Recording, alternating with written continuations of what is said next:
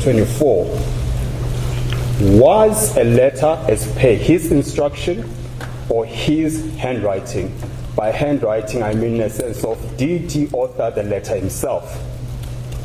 Our submission is there is enough evidence on the papers to suggest that Ms. Duduzile Zuma Sambudla authored that letter without authorization of my client. We will persuade you using the papers as to why you must agree with us on that score.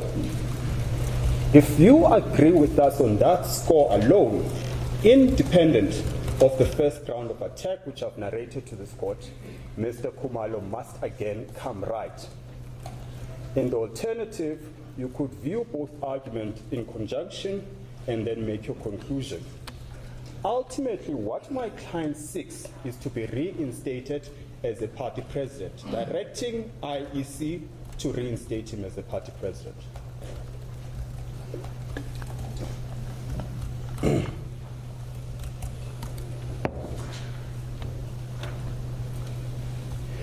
Having made those submissions, then I will rebut the arguments that are raised in the answering affidavit, as well as the heads of argument on behalf of the third and the fourth respondent.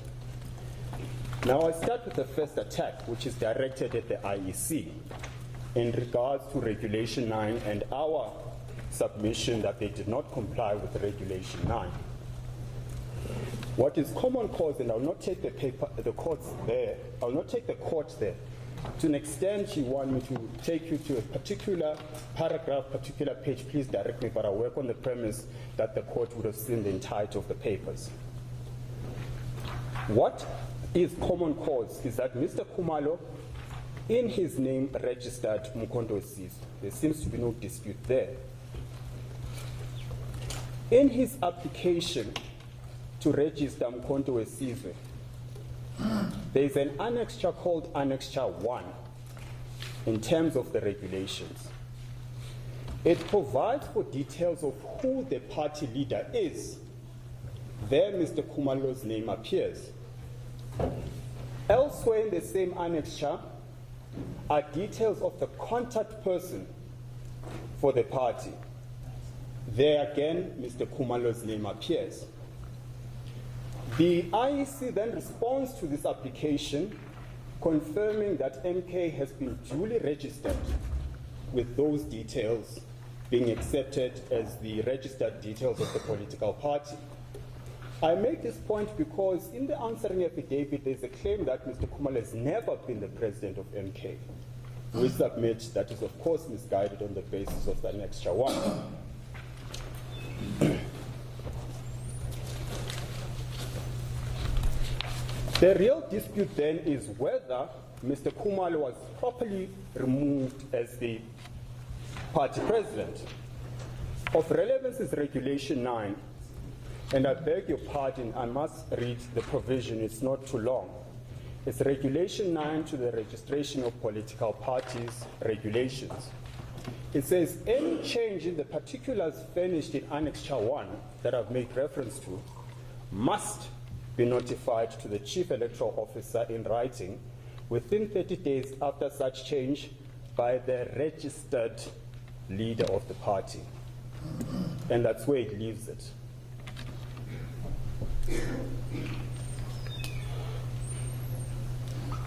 What I must bring to this court's attention is the older iteration of this provision, which provided that it's the party leader or any other authorized person who may effect such a change.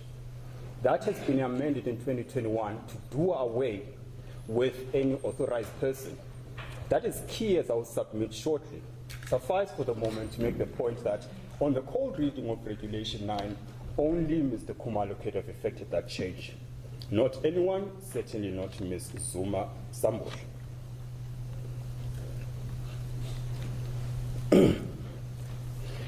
What you would have seen in the IEC papers is, for the first time, evidence of who sent that email purporting to be Mr. Khumalo's letter. The impugned letter that we argue there is enough evidence to say it was forged by Ms. Zuma Sambudla. In that email, you can see that Ms. Sambudla herself sent that email to IEC, not Mr. Khumalo. What is interesting is that in all the communications between MK Party and IEC, Mr. Khumalo was always copied. For some reason, when Ms. Zuma Sambudla sends this email purporting to be Mr. Khumalo's email, Mr. Khumalo is omitted from the parties copied in the email. You must draw an inference from that.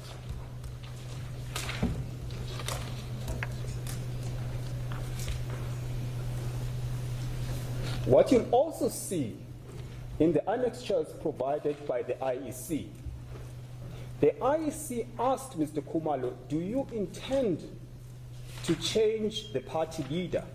In light of the fact that we have a policy as the IEC that the party leader must be the face of the party.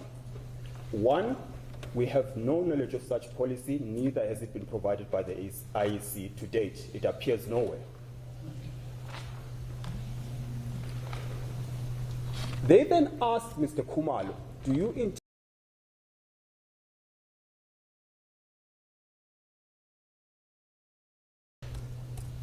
which is also in their papers, in the email trails to the IEC papers, where they themselves, being the IEC, record that Mr. Khumalo, and this is a letter they write to Mr. Khumalo and other members of the IEC, they say, Mr. Khumalo, this is paragraph 6 of that email. The letter from the IEC to Mr. Khumalo communicated that he does not wish to change the party leader. The IEC itself says that. They say Mr. Khumalo said over a telephone call he does not wish to change the leader of MK Party. It further at paragraph 9 wrote that Mr. Khumalo had not confirmed to the IEC that he wants to effect that change. The consequence of that in the same email is drawn by the IEC, which is, in which case then, on the ballot paper will not have a face of a leader, but your logo. That will be the consequence of you not confirming that you are changing the party leader to the face of Mr. Zuma.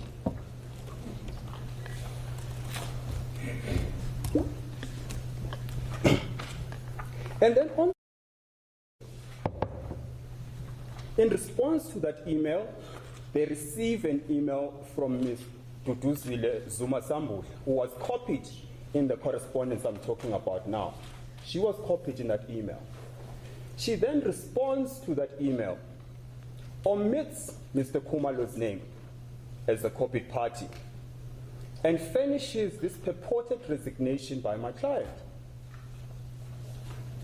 She, in that letter, says, I, Mr. Khumalo, resign, and I appoint Mr. Zuma as the president of Umkhonto weSizwe. Mr. Khumalo had no knowledge of this letter. But despite the IEC itself saying, in his own words, Mr. Khumalo does not wish to change the party name, or rather the name of the leader, despite him having said that on that very day, they then receive this email from Ms. Zuma Khumalo, who then says, I am resigning. And having email, they then accept that at face value. We argue that is irrational. Without calling Mr. Khumalo to verify the contents of this email that he was clearly not copied in. They do not call him, they do not send him an email to verify.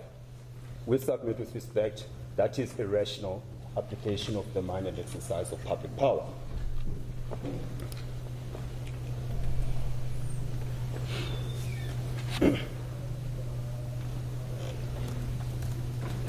And I think it is a moment because one could argue conceptually it was an oversight on her part.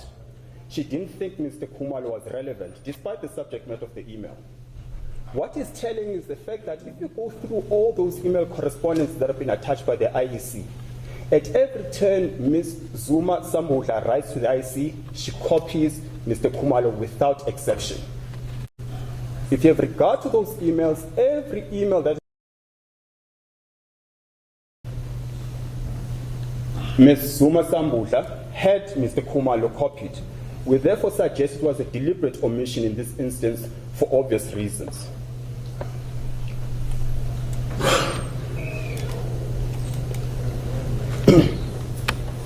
We then say, in light of the fact that the IEC knows that Ms. Zuma Sambudla is not the leader of the party, they should not have accepted her communication because that is in violation of Regulation 9. And we say this is very important because even if there was no amendment, which you say it was there, she is not even the contact person. The contact person is as reflected in Annexure 1, or any other authorized person. Only Mr. Khumalo is. So under no construction did Ms. Zuma Sambudla, at least as a matter of law, have authority to request that change.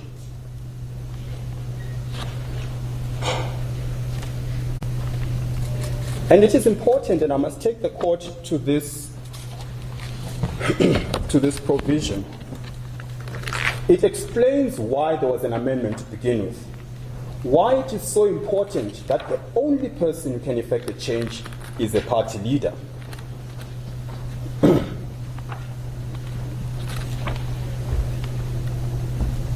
This is a decision of February and another. We don't have to go there, my ladies and my lord.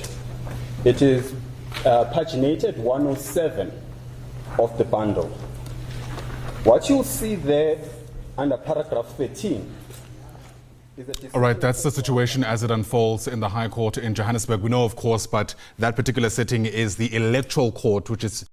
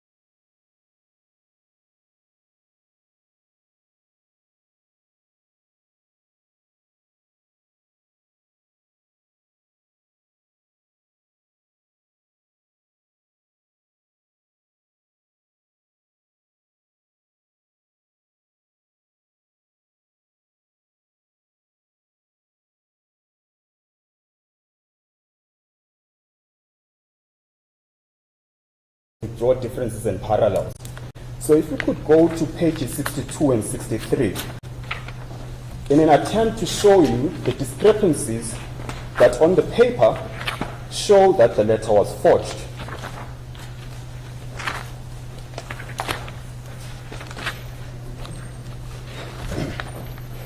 Unfortunately, in my bundle, it's one letter in front of the other.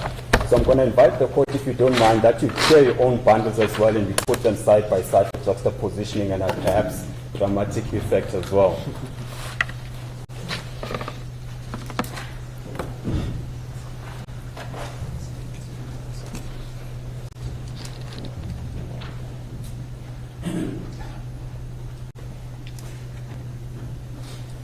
If the court is with me, I'll proceed. The letter that appears on page 62 is the forged letter. It's the letter that was sent by Ms. Zuma to the IEC. It is dated 9 April. The letter on page 63 is a letter that was in fact written by Mr. Khumalo, directing the IEC to have the face of Mr. Zuma on the ballot paper and to have him as a presidential candidate and nothing more. Both these letters are written on the same day, and that is crucial for reasons I'll show shortly.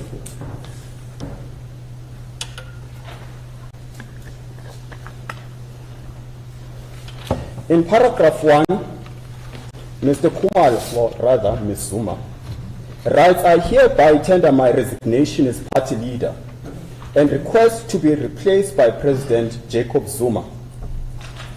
I would like to take the liberty of informing you that a motion which stems from the National Leadership Corps, where a decision was taken and concluded that President Zuma, and that a letter be written to the IEC for the final and only inclusion of President Zuma as the face of the ballot and as recognized face and leader of the MK party.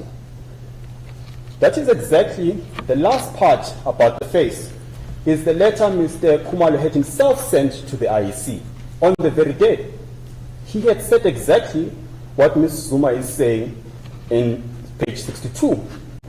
Why would he then say the same thing twice in different letters? Why would he do that? An inference must be drawn. Why would he say, I limit my instruction to IEC to just change the face and confirm the presidential candidate? At the very same day, he says something completely different. At night, 8:20, he suddenly decides he's changing his mind, he's saying something different without retracting his earlier email. The initial email he sent himself, suddenly this one is not sent by himself but by someone else, excluding him from that email trail. That's the first we suggest is evidence of no intention by Mr. Khumalo to effect such a change. The second most obvious example I submit are the signatures. You look at the signature on page 63, which is Mr. Khumalo's actual signature. You look at the signature on page 62, which we suggest is Ms. Zuma's signature. They are worlds apart. They look nothing like each other. This suggestion was put to the third and fourth respondents. The answer is, well, we do not know why they look different. With respect, that can't be a sustainable argument. What is peculiar about the defense of the third and the fourth respondents is that Ms. Zuma does not depose to an affidavit giving her version. There is a serious allegation against her. She does not depose to an affidavit, taking this court into a confidence, saying, I met with Mr. Khumalo on X date. We sat at X building. He instructed me to write A, B, and C. He then attached his signature and then instructed me to send the email. She doesn't say any of that. Who gives a version? Their attorney. He has no personal facts, personal knowledge of the facts. On what basis then does he give a version of what happened factually? Is he saying Ms. Zuma told me, and now I'm telling you, court, that's what Ms. Zuma told me, and now there's a confirmatory affidavit confirming that she told me. That's the essence of the defense. Mr. Zungu simply has no personal knowledge. And a gauntlet was thrown at Ms. Zuma to respond to these allegations. She does nothing of the sort, simply to confirm the contents of Mr. Zungu's affidavit, which contains no material facts in his personal knowledge, by the way. He has no personal knowledge of the emails, has no personal knowledge of the engagements with the IEC, yet he gives a version about all these factual accounts. With self-respect, the court must draw an inference from that. We have been challenged to say, well, why didn't you take this to trial? They're disputes of fact. Well, with respect, they're not disputes of facts that can't be resolved on paper. We are showing you now that it is quite blatant that this was not the intention of Mr. Khumalo. It was a misrepresentation of his position. And we submit you will be able to deduce that from just the arguments I'm giving you. So the first one I've said, the signatures look nothing alike. The second reason we suggest that you should be able to conclude that they were not written by the same person are the logos themselves, the headers on each of the letters. They look nothing like each other. The one is an official one, which was Mr. Khumalo's letter. The other is a download from an internet, which is in Ms. Zuma's letter. You look at the top of the letter themselves. Mr. Khumalo always includes the address and the contact details of the person who authored the letter. In the other letter, there's no such information. It was omitted. Who should be called to confirm these details was omitted from that letter. You look at the formatting of the letters. The one is more inclined to left align the dates, the other justifies the email, or rather the dates. You look at the structure of the heading of the letters. They are formatted differently, one with an underline, the other without. Rather unfortunately, Mr. Khumalo chooses not to address people as dear sir or ma'am. He just gets to the meat of the matter. So he omits addressing the recipient. Ms. Zuma addresses one as dear sir. Ms. Zuma puts bullets on the paragraphs, Mr. Khumalo does not. And then finally, the signature block are also different. What we're suggesting to you is these cannot be letters written by the same person.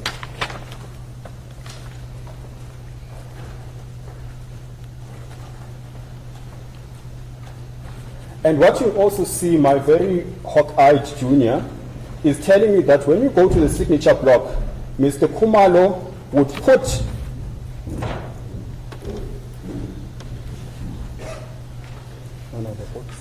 if I could turn my back on the court, sorry, I'm just trying to understand what he's telling me. My apologies. Oh, of course.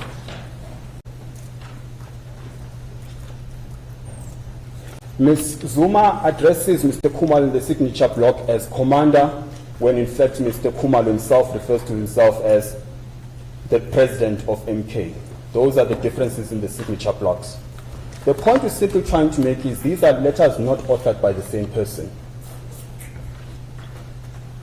And there is a reason when this letter was sent to the IEC, Mr. Khumalo was omitted. We then say, on the basis of the entirety of this evidence, you must reach a conclusion on the Plascon Evans rule that our version is not so far-fetched or untenable that a mere denial, not even by Ms. Zuma but by her attorney, should suffice as a defense. We respectfully submit. If I could then conclude on this aspect by saying this.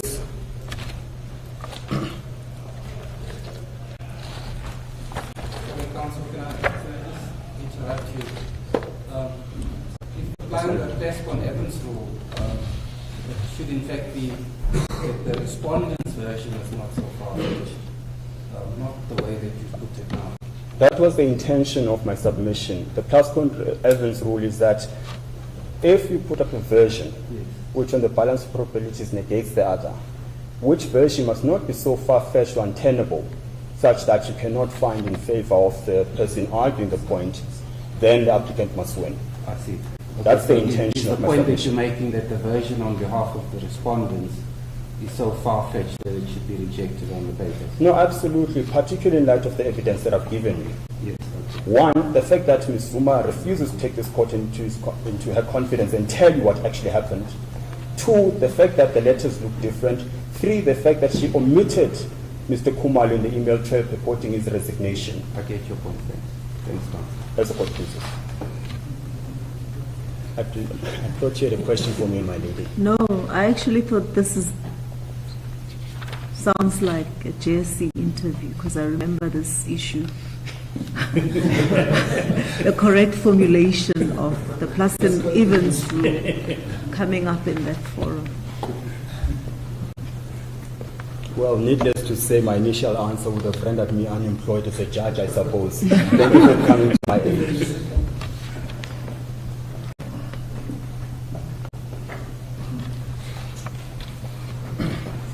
The Commission itself, with respect, accepts, and I do not want to belabor the point, but if you have reference to page 107, they themselves accept that only a party leader can make that change. I want to conclude by saying, at least on the merits,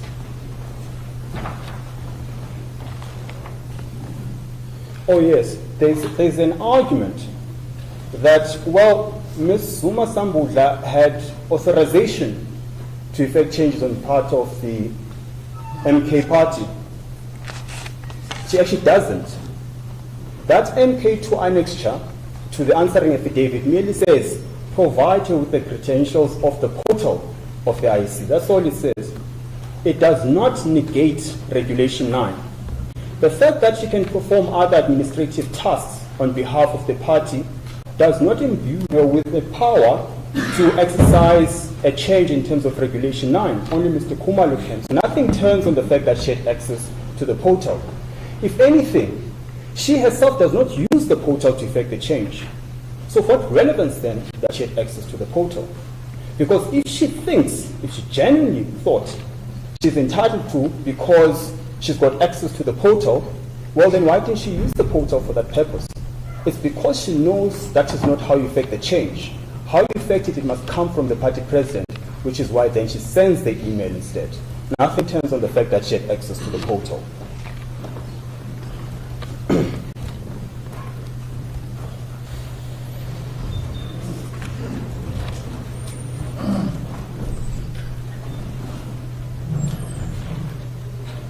I'm just trying to skip through the arguments because I would have dealt with them, and I'm pretty sure the court has satisfied itself, at least read the papers, so I do not want to belabor the points. I'm just skipping through my argument, if you could just indulge me.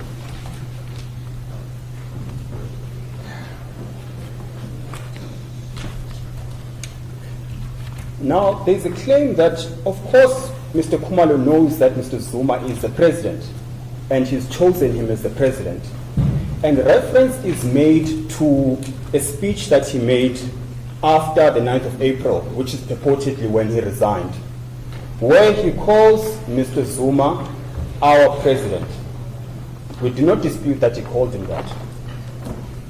But what we are not being told is that that is what he's always called him, even before 9 April. So if you go to our replying affidavit, what you find there is evidence, video footage, pre-9 April, where Mr. Khumalo calls Mr. Zuma our president. He has consistently called him that. So there's no magic to him calling him Mr. President after the 9th of April.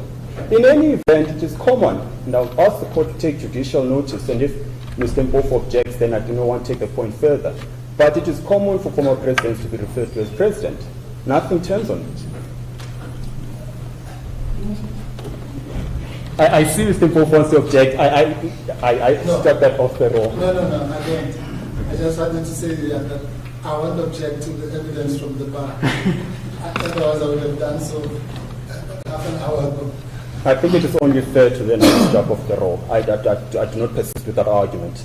Safe to say, in the replying affidavit, there is evidence that he's always called him, even pre-9 April, Mr. President or my president. And he explains this because what they argue in the answering affidavit is that he called him the president, but they isolate him calling the president outside of the context what Mr. Khumalo is actually saying. If you have reference to what Mr. Khumalo is actually saying, which is in the answering affidavit itself, he says, we have appointed Mr. Zuma as our face. We have appointed him as our presidential candidate. It's in that context he calls him president, because he's a presidential candidate of MK. That is what he says in that very excerpt that has been provided in the answering affidavit. It's within that context that he calls him the president. And then it is suggested, and I will not read that paragraph, but it's very important to read within its context when you make your decision, that at every turn he says president, it's in reference to the fact that we even wrote letters to the IEC saying, which is the letter made reference to earlier, his actual letter, saying he can't be our presidential candidate and the face on the ballot. Now the point is taken where they say, well then why did he say 2 letters if he only wrote 1 letter? It must be that he's talking about the letter where he's saying face and presidential candidate. On the other hand, he must have been talking about appointing Mr. Zuma as president. So the argument goes. Well, no. What you will see at pages, the first one is page 63. You don't have to go there. That's the letter I made reference to now, where Mr. Khumalo himself says, and he sends the email to the IC saying, yes, Mr. Zuma must be the face and must be the presidential candidate. And then if you go to 118, there is a separate letter emailed by Mr. Zuma saying the exact same thing, which, by the way, is different from the impugned letter. So in essence, there were 3 letters. The first you see at 63, which is what Mr. Khumalo wrote. The second is at 118, which is the email Mr. Zuma wrote, which was just about changing the face and the logo. The third one, which you see at 62, is the third one, which is written by Ms. Zuma, which now changes the position and says, over and above the face, the logo, he's now president and Mr. Khumalo is resigning. So Mr. Khumalo is talking about the 2 letters he knew about. The one he sent himself, the one that was sent by Ms. Zuma at 118, and now it turns out there was a third one that he knew nothing about. Those are the letters he was talking about. Finally, and I think I've exhausted this point,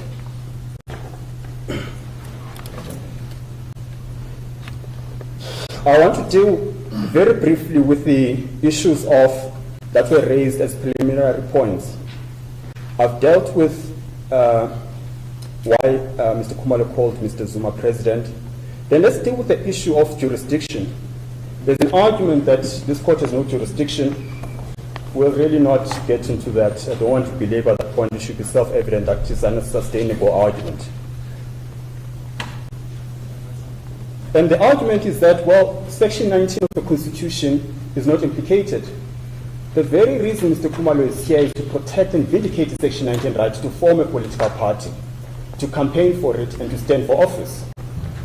As a result of the IEC's decision or the change in the party leader, his right to form a political party has been taken away from him. Section 19, therefore, is implicated.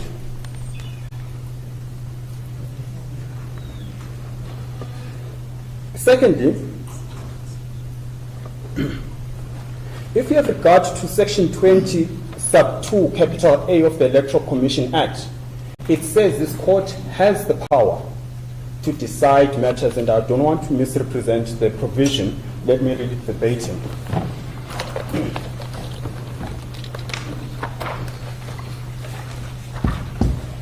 If you could just bear with me again.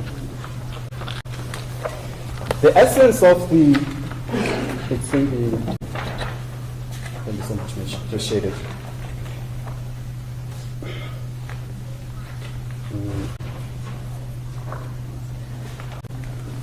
It says, the Electoral Court, being this court, may hear and determine any dispute relating to membership, leadership, constitution, or founding instruments of a registered party. Thanks, Mitch. And it obviously appears at 116 as well, which is a provision I was looking for, the page I was looking for. That provision is in page 106 of the bundle. Then let me deal with the question, and of course this court has powers in terms of 172(1)(b) of the Constitution. Insofar as loci standi is concerned, there's an allegation that Mr. Khumalo does not have loci standi to bring this application. Well then, who does with respect? The basis of the argument is that he has since been expelled by MK, therefore he has no basis to bring this application. He's not bringing this application on behalf of MK. He's bringing it in his personal capacity to vindicate his Section 19 rights. If not him, then who else can bring this application?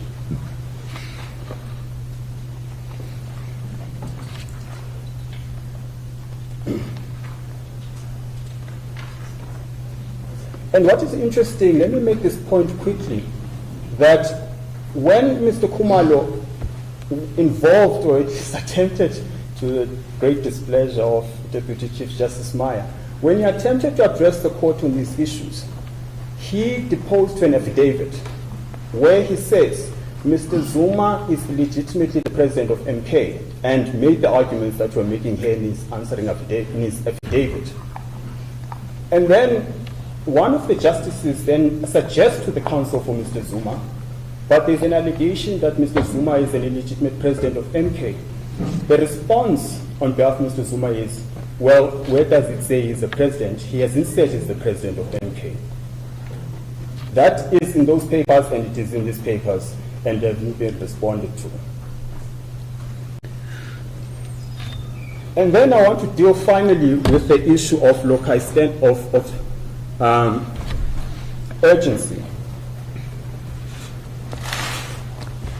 Mr. Khumalo wrote a letter when we found out that Mr. Zuma, well, someone had changed the party leader. On 5 May, he writes to the IEC saying that is not the correct position. The IEC writes back to him on the 7th of May. Without any evidence of what happened, without any explanation to him, they put up a public statement, will not engage in internal party politics. The president is Mr. Zuma as of the 10th of April. Therefore, we'll leave it at that. That's what they say publicly on the 7th of May. Without any explanation to Mr. Khumalo as to how this comes about. Because everything we now know to have happened was as a result of the IEC deposing to an affidavit, now giving us the evidence of what actually happened. Mr. Khumalo again wrote to the IEC saying, now I've even expelled Mr. Zuma because illegitimately is president, I'm the legitimate president.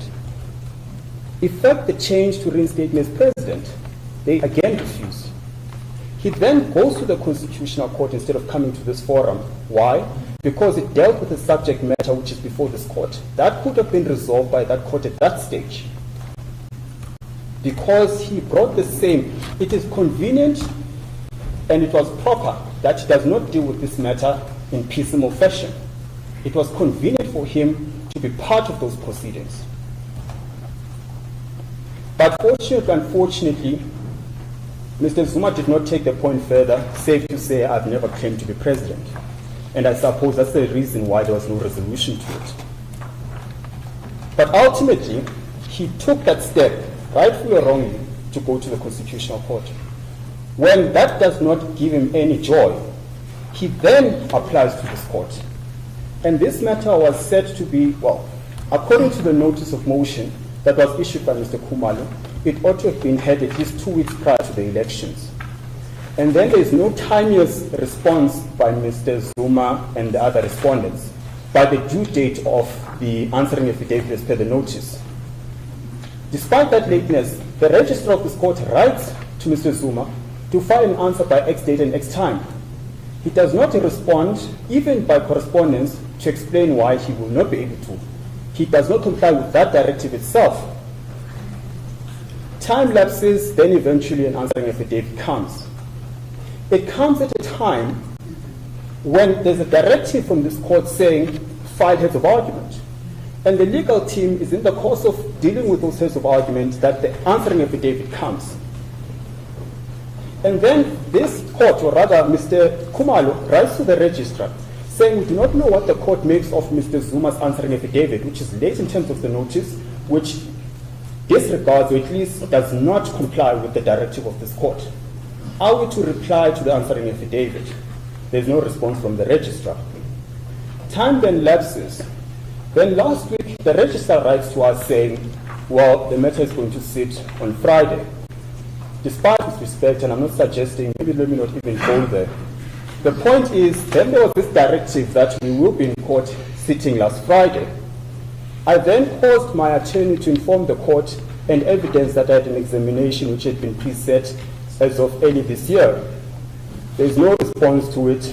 And then there's a directive from this court saying, well, if you are not here, we will hear. Or rather, if you are not here, come and argue substantively for a postponement, which then causes us to tender costs because I would not be available. That explains the time left to where we are. With respect, we also submit that this is a court that is imbued with 172 powers. The consequence of a technicality, suppose we are wrong on this debate about the urgency. The consequence of you not applying your discretion to protect the Constitution is, one, if you are right, you'll be endorsing fraudulent conduct. Two, the consequence of us losing on urgency is to not vindicate the rights of Mr. Khumalo, who has formed a party to enjoy the rights that are attached to that Section 19 right. The third aspect of it will be endorsed with our respectful submission and compliance with Regulation 9. And I think that's the sum total of my submissions. I do not know if I've got questions from the bench. If not, perhaps I could confer with my junior just to confirm if I've covered every aspect. As the court pleases. Thank you.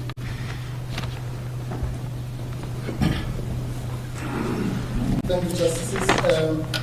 We have agreed that the IC will argue after the report respondents in chambers. I'm going to deal with the merits. My learned friend, Ms. May, will deal with the preliminary points. In other words, we'll deal with the matter in the reverse order than my learned friend, who started with the merits. As the court pleases.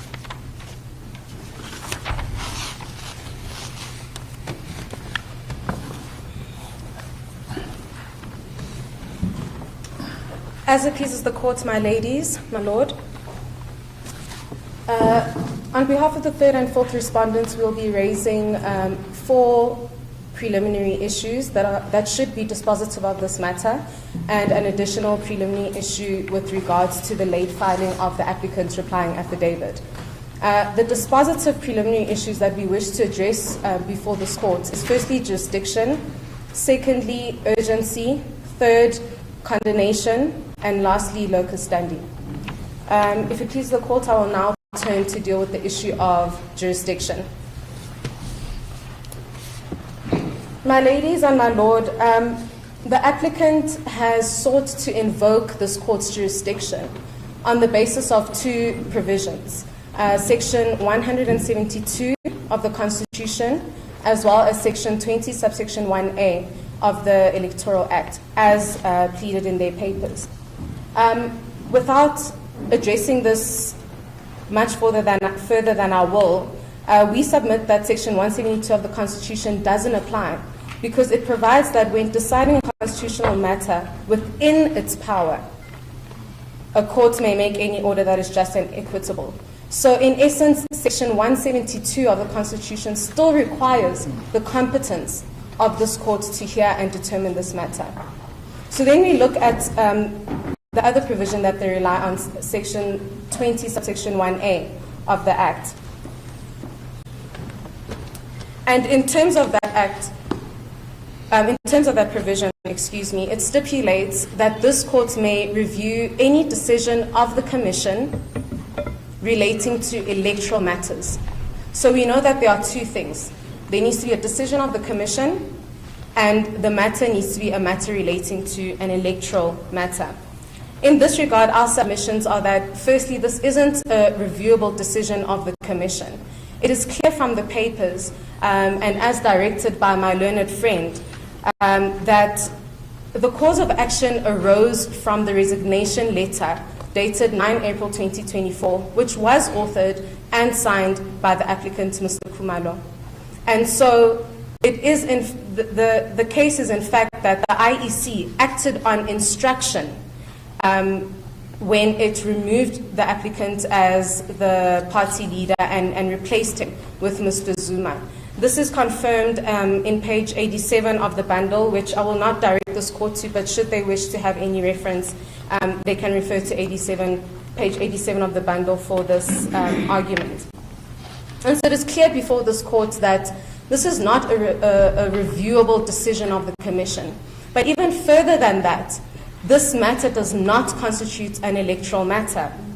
My learned friend correctly referred to the case of February, and specifically to paragraphs 38 and 39 of that judgment. And in doing so, my learned friend should accept then that this constitutes an internal party dispute, as specifically referred to in those paragraphs. The case of February has held that disputes of this nature relating to leadership are or do not constitute an electoral matter for purposes of Section 20, subsection 1A. To this effect, this court held in February that the court's review jurisdiction is actually confined to electoral matters within which such dispute does not fall under.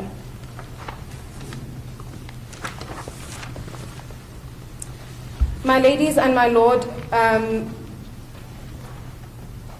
in this regard, we submit that our learned friend is correct in stating that they ought to have then sought or invoked this court's jurisdiction by virtue of Section 20, subsection 2, cap A of the Electoral Commission Act. We accept that. However, on the basis of the pleadings, the applicant has sought to invoke this court's jurisdiction on the basis of Section 20, subsection 1A, and Section 172 of the Constitution.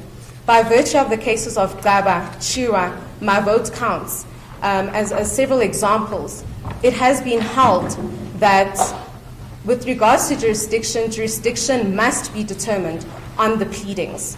And so by virtue of that fact, by virtue of the fact that on their pleaded case, they rely on provisions other than Section 20, subsection 2, cap A, this court does not have the jurisdiction to hear this matter.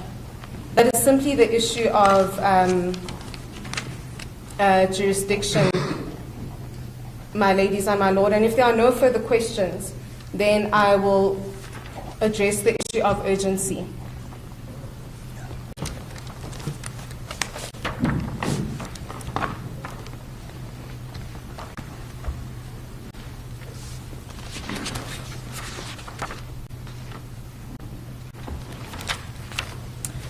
Apologies, my ladies and my lord, I just wanted to find my place in the pleadings, although I won't be referring you to same. I would just like to take you through the timeline, as my learned friend did, with regards to bringing this application before this court. So we know that the resignation letter was submitted on the 9th of April 2024. We also know that the IEC then, upon instruction from the party leader, Mr. Khumalo, then effected the changes as requested in the resignation letter. That was on the 10th of April 2024. It is only then 5 weeks later, on the 16th of May 2024, that the applicant brings this application. 5 weeks later, or if we put it mildly, 25 court days later.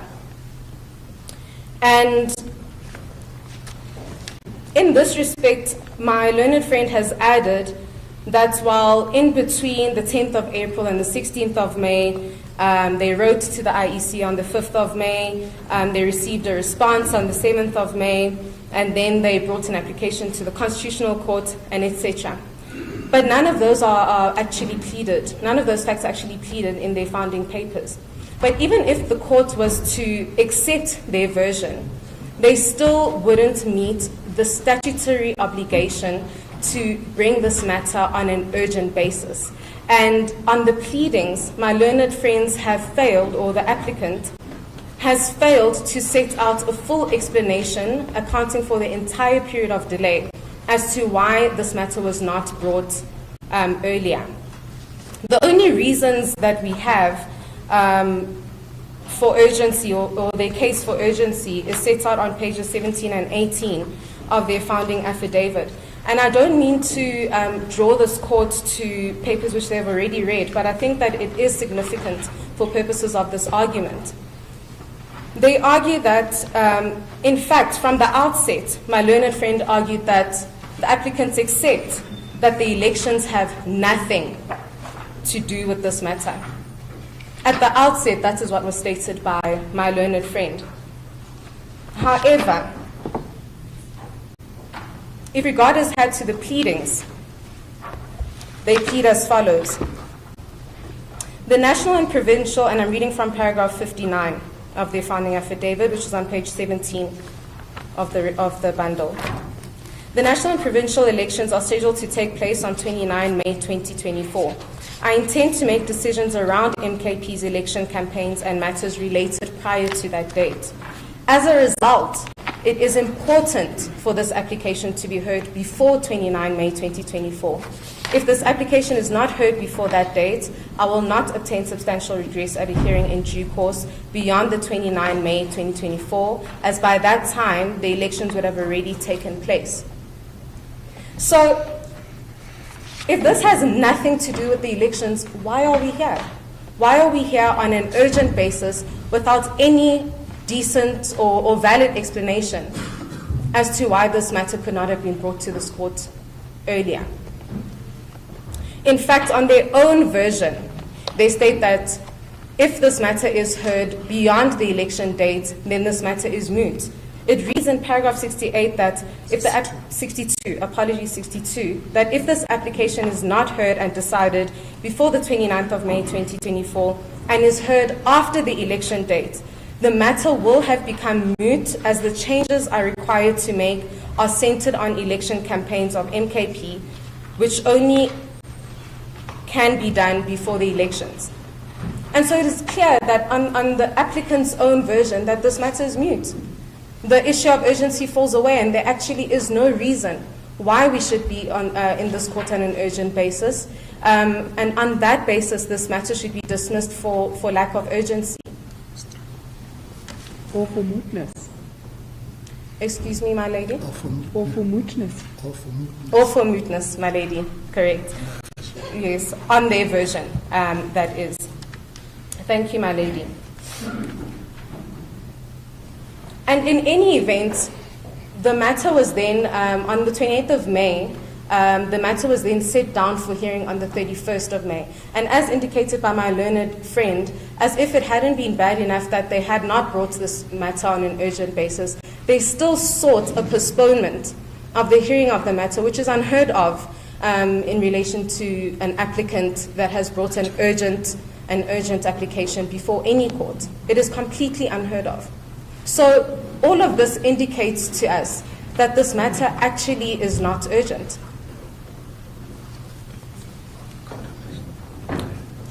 By virtue of the fact that the applicant has then failed to bring this application on an urgent basis, the applicant ought to have then sought condemnation for not complying with the rules of this court. The rules of this court stipulate, in terms of Rule 6, that where you bring a review application, it must be brought within 3 days from the date of that the decision was made. Our version is that the alleged decision would have been made on the 10th of April. And so by the 15th of April, this matter should have been brought before this court, or they should have lodged their application before this court, which did not take place. But even if we were to accept the new version, which is not pleaded on the papers, that they became aware on the 7th of May 2024, they still would not have lodged, or still did not launch this application in time, as they only lodged on the 16th of May 2024. even if we were to go on the basis of the Concourt application that was brought in that forum. Again, that was on the 10th of May, 2024. And so bringing this application within the 3-day requirement still makes them fall outside of, the fact that they brought this application on the 16th of April still means that they fall outside the 3-day requirement set out in Rule 6. And in this regard, Rule 10 of the rules is very clear when it comes to the failure to comply with the rules or with the directives of this court. It simply states that where there is failure to comply with the rules or directives of this court, such parties shall be ipso facto barred unless good cause is shown to this honorable court. And we submit that good cause has not been shown by the applicant.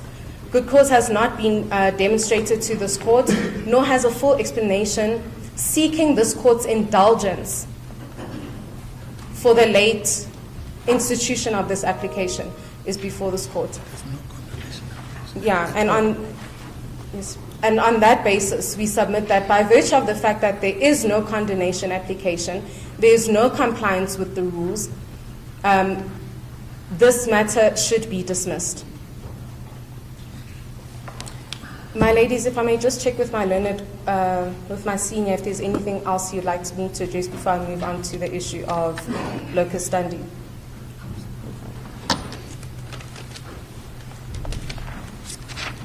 With regards to locus standi, our submission is that Mr. Khumalo, or the applicant, has failed to discharge the onus that he has to establish and prove locus standi to bring this application before this court. And why do we say that he does not have locus standi? Well, as my learned friend has already advised this court, it is on the basis that he is no longer a member of the MK party. It is common cause between the parties that Mr. Khumalo was expelled from his membership, and in fact, on his own version, he states that Mr. Zuma terminated his membership. And so it is clear that he is no longer a member of the MK party. And the Constitutional Court has guided us in such instances that the relationship between a political party and its members is that of a contractual nature. And so when we look at the relationship between the parties, we look at it from a contractual perspective or within a contractual context. And if we were to look at it from a contractual context, we would then urge this court to consider the doctrine of privity of contract, which in essence stipulates, according to Herbex, that a party that is not privy to a contract cannot sue or be sued on it. I will give you the citation of the Herbex matter. If you may please just give me a moment. Okay, so it's Herbex Pty Ltd versus the Advertising Standards Authority, 2016, Volume 5, Essay Law Reports 557. And that is at paragraph 26.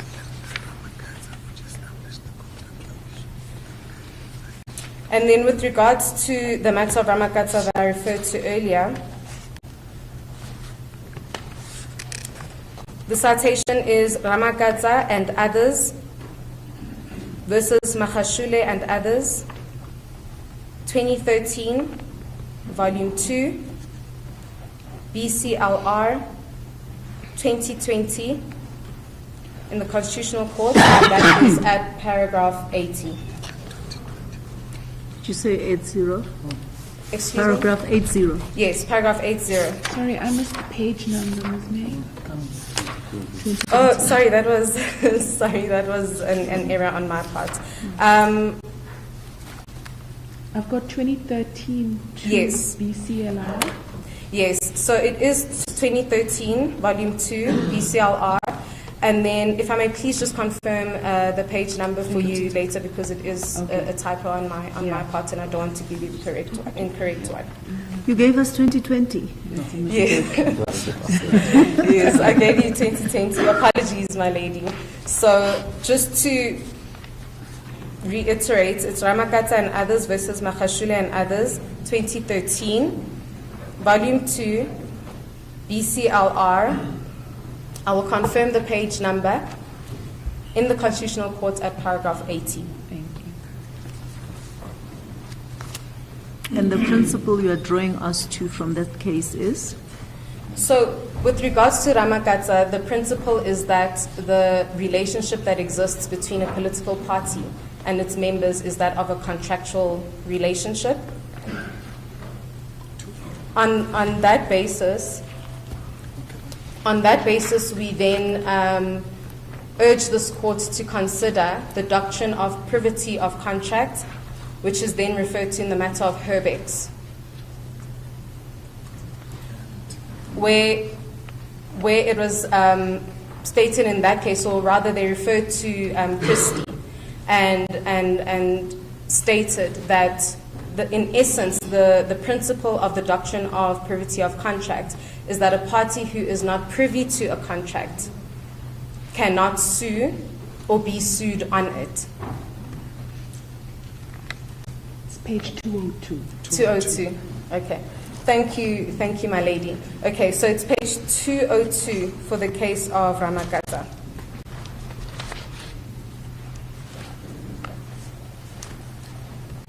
So in essence, my ladies and my lord, what we are arguing here with regards to the principle of privity of contract is that if we uphold this principle, it will be clear before this court that by virtue of the fact that Mr. Khumalo is no longer a member of the MK party, and so he no longer has the contractual relationship that previously existed between himself and the MK party, he cannot bring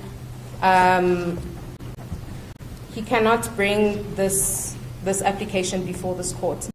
My senior has actually requested me to read a specific paragraph in Ramakatsa, paragraph 79, which reads as follows. Before demonstrating that some of the irregularities raised were established, it is necessary to outline the nature of the legal relationship that arises from membership of the ANC. At common law, a voluntary association like the ANC is taken to have been created by agreement, as it is not a body established by statute. The ANC's constitution, together with the audit guidelines and any other rules, collectively constitute the terms of the agreement entered into it by its members. Thus, the relationship between the party and its members is contractual.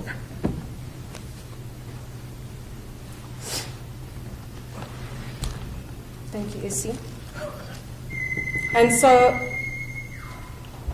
And so it is simply on that basis that we submit that the applicant does not have the locus standi to bring this application before this court.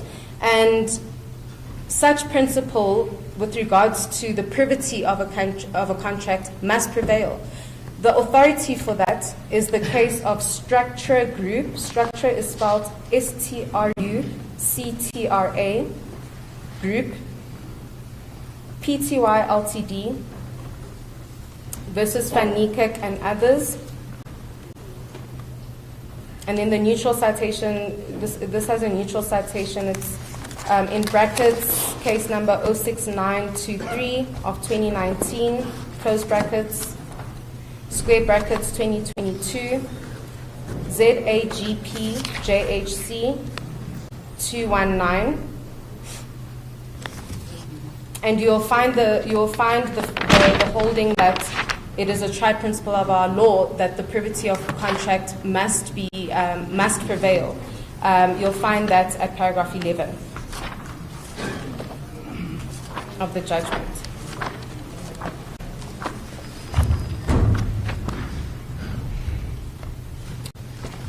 It is for these reasons, my lord and my ladies, that we submit that the applicant does not have locus standi. Now, with regards to the final issue, I've concluded my preliminary objections insofar as they are dispositive of this matter. But with regards to the final issue being the late filing of the replying affidavit, again, I briefly just want to take you through a timeline of events, or the chronology of events. So on the 20th of May, the third and fourth respondents filed their answering affidavit. On the 21st of May, that's when the answering affidavit was due, on the 20th of May. The respondents then filed their answering affidavit on the 21st of May, and they sought condonation for the late filing thereof. On the 22nd of May, the applicant then delivers their heads of argument, despite the fact that there was a direction from this court to file it on the 21st of May. On the 23rd of May, the respondents, the third and fourth respondents, then deliver their heads of argument. And then according to the applicant, on the 24th of May, they request directives for filing their reply. And according to their version, they did not receive a response from the registrar. Then the 25th, the 26th, the 27th, the 28th passed, nothing happens. On the 28th, the matter is set down for hearing on the 31st of May. On the 29th, we have the elections. And on the 30th, they then request a postponement for the hearing of this matter. And then on the 31st of May, on the day that this matter actually ought to have been heard, on the day that it was initially set down for hearing, they then file their replying affidavit.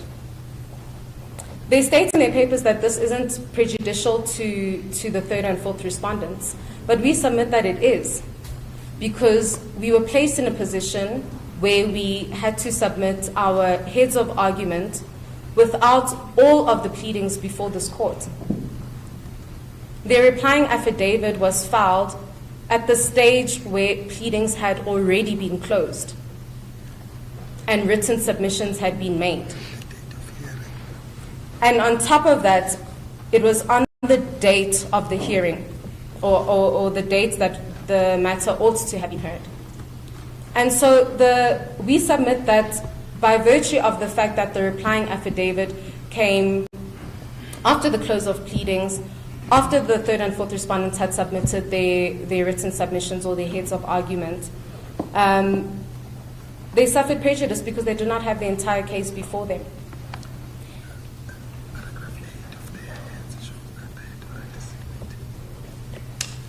And it is clear from their heads of argument in paragraph 8 of their heads of argument that they had already perused the answering affidavit by the time that they filed their heads of argument. And so they actually were in a position where they could have actually filed their replying affidavit first and then their heads of argument. But they failed to do so. And then they seek condonation, briefly seek condonation for the late filing of the replying affidavit.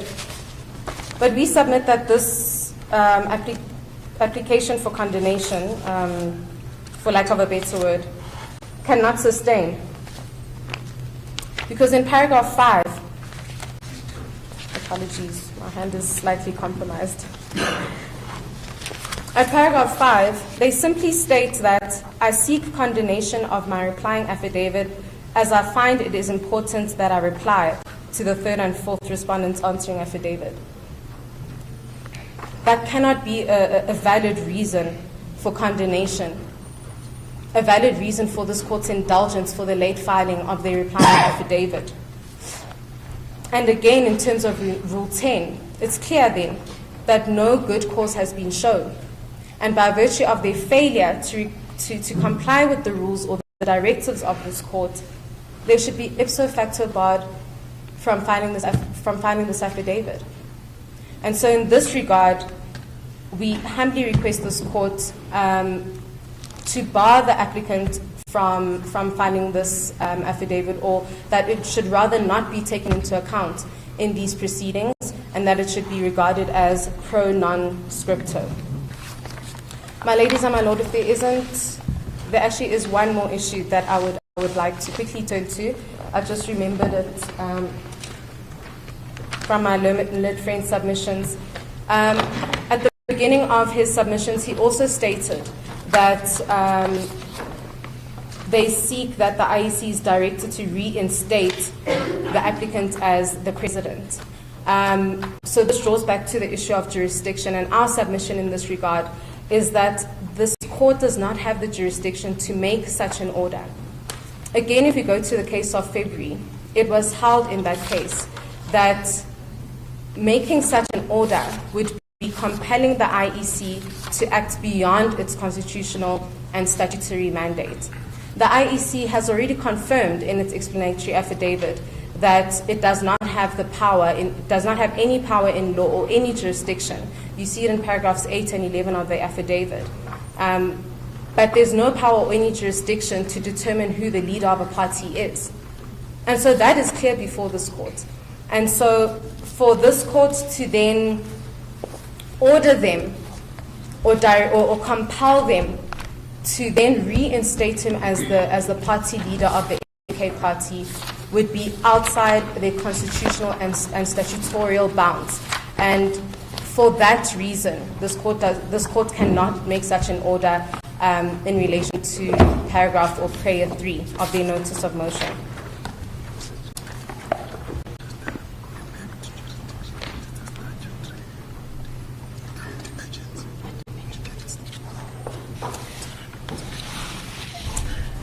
And then, my ladies and my lord, just to confirm again with regards to urgency, we are stating that firstly, there was a statutory obligation by virtue of section 20 subsection 1b of the Act to bring this matter on an urgent basis. And then secondly, that by failure to do so and by failure to comply with Rule 6, the applicant ought to have then sought condemnation. And by virtue of the fact that he didn't, this application falls to be dismissed. Those are our submissions in respect of the preliminary objections, my ladies and my lord. I will now hand over to my senior counsel for the merits. Thank you. Mr. Mpofu, this is an opportune time to break for tea. Correct. We will be back at 22. 22. 22:12. As court pleases. The court adjourns.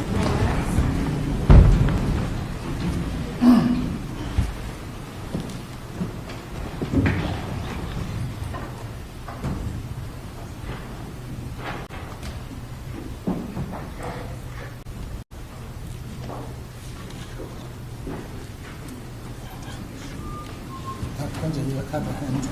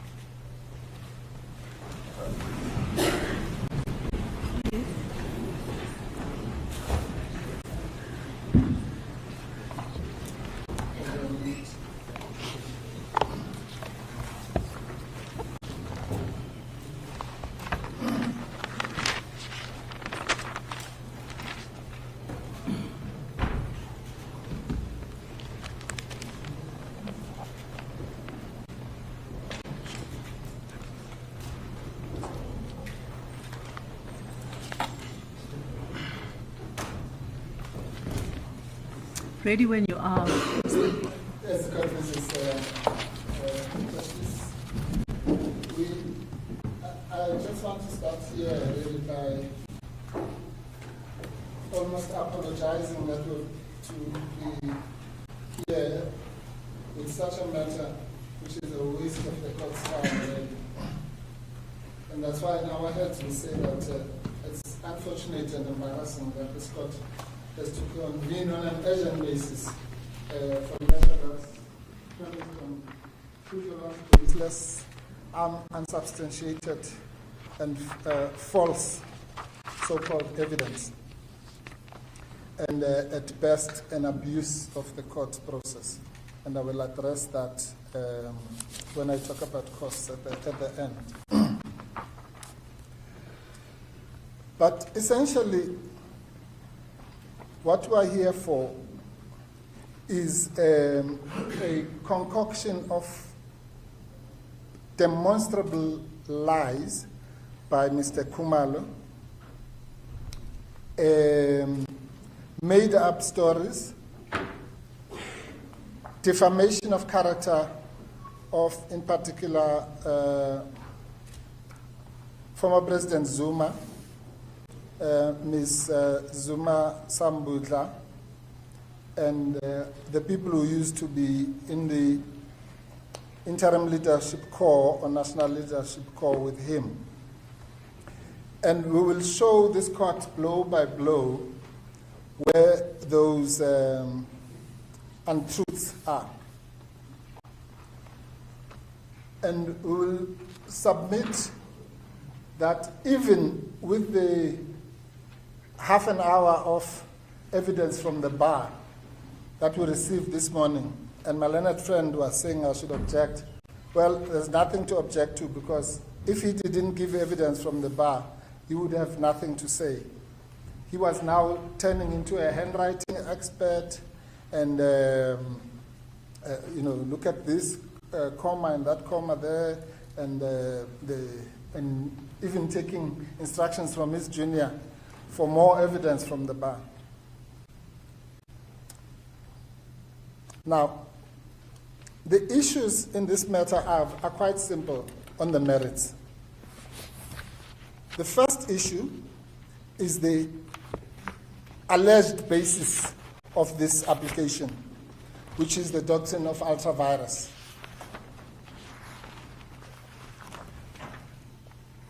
So if you look at paragraph 2, or prayer 2, it says the first respondent's decision to remove the applicant as the president of the third respondent and party leader of the third respondent is declared ultra-vires. Well, my learned friend, Ms. May, has demonstrated that for starters, there's no reviewable decision.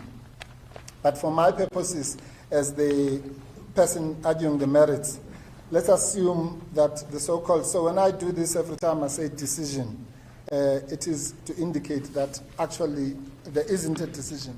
There's a litany of cases which show that when you do a so-called clerical exercise, it's not a decision in the admin law sense, paja, whether paja or legality. It's not a decision. But as I say, for my purposes, for now, we assume that there was a reviewable decision. But on what basis is it being reviewed? On the basis of ultra-vires. Now, that is either a complete misunderstanding of what ultra-vires means or something else, or there's no cause of action. Ultra-vires is just fancy Latin, which means that it's outside of the powers. Ultra, outside.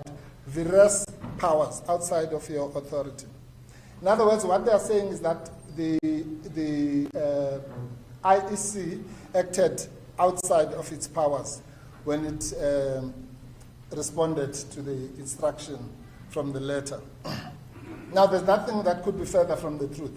You could say the IEC exercises powers improperly and so on, but you can't say it didn't have the powers. Regulation 9, which he read, says exactly that the IEC does have the power if it's instructed by the party leader, with which we will go into now. So this case has got nothing to do with ultra-virus. It's just badly pleaded. But let's take it from as it comes. So that's the first point. If you get that aside, then we don't even have to go any further.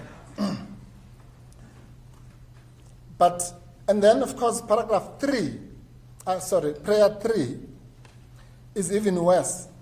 Malene and Ms. May tackled it from the point of view of jurisdiction.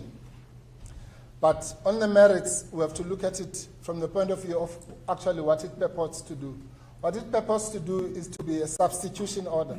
In other words, if you do review and set aside the so-called decision, then what they're saying is that you must not refer it back to the IEC. You, as the court, must now reinstate and override the IEC or exercise the powers of the IEC. Now, that's not done. Everyone knows that. The IEC is a specialist body which has the powers to do all these things. The court is not such a specialist body. And the court only does substitution under so-called exceptional circumstances. When A, the decision would be a fait accompli, B, there is bias on the part of the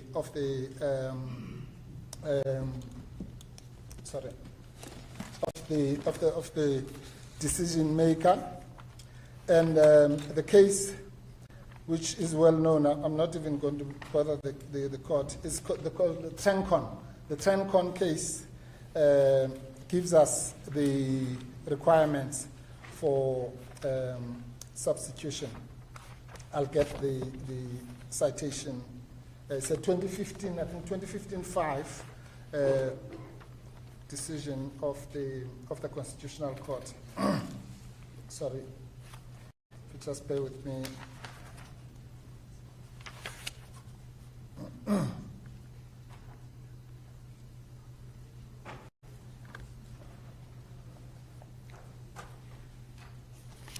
Yeah, it's 2015, volume 5, SA, page 245, CC, Constitutional Court decision. The judgment of Her Ladyship Justice Khampepe.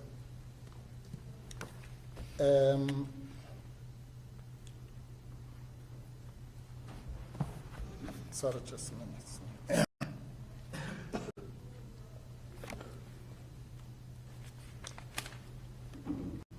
And it lists the following factors. A, the court is well qualified as the original authority to make the decision. B, the end result is a foregone conclusion. C, further delay would cause unjustifiable prejudice. And D, the original decision maker has exhibited bias or incompetence. Now, none of that. Where were you reading from? From the Hoekstra. Oh. On admin law, it's page Hoekstra Administrative Law in South Africa, the 3rd edition, my lady, and the requirements are listed from page 790, the latest edition. Now, so this court is now being asked to do a substitution without any of those requirements being pleaded. No allegation in that regard. So apart from the issue of jurisdiction, even if we assume generously that the decision is reviewable and can be set aside, this court cannot reinstate Mr. Khumalo.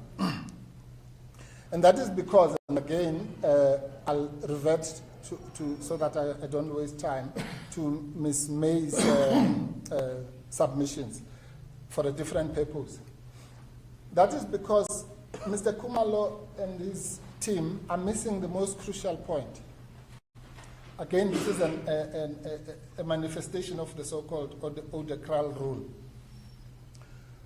You cannot come to this court to say that the leadership dispute must be resolved in my favor, and therefore all these things then we review and set aside. In other words, until this is what is called a collateral challenge. So until the decision to remove him as a leader is reversed, you can't move. Because the decision to remove him, according to the case of February that my learned friend read, is the so-called factional dispute, leadership dispute, and so on. That dispute belongs to section 20, bracket 2, big A. And you can do two things with a decision like that. You either come to this court in terms of 20, bracket 2A, or you go to the High Court on the basis of the common law, contractual, the usual political party disputes. So if you're going to come under section 19, or if you're basing your cause of action purely under section 19, you can come here. So it's the so-called concurrent jurisdiction. But if you are basing your case under the common law, the contractual relationship that was set out in Ramakatsa, then you can go to the High Court. It's simple, it just depends on how you plead it. Just like a labor matter. If you are going to rely on the LRA, you go to the labor court. But if your dispute is a contractual one between you and the employer, then of course you can come here. That's all. So they haven't done either one of those. So that decision must be regarded as valid until it's set aside by a competent court of law. And we know all the philosophical reasons for that. It's for certainty. The law would be chaotic, so to speak, if it didn't work like that. Madlanga J summarized the position as follows in the case of magnificent mile trading, which is, 2020, bracket 4 SA 375 CC. At paragraph 50. It says, the Electoral rule is itself informed by the rule of law. Imagine the specter of organs of state and private persons ignoring or giving heed to administrative action based on their view of its validity.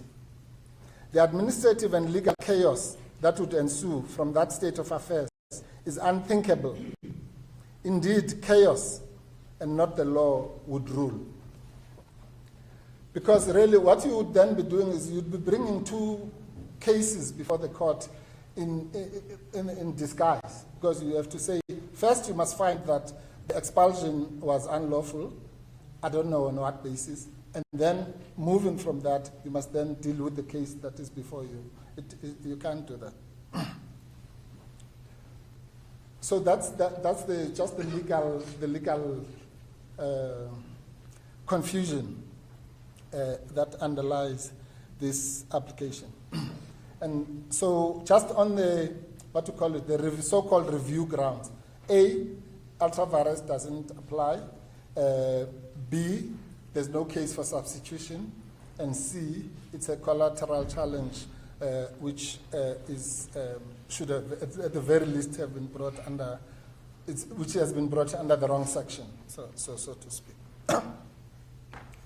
So then let's go to the meat of the case on the merits, assuming that there is a reviewable decision before you. Now here, we are dealing with nothing else but criminality.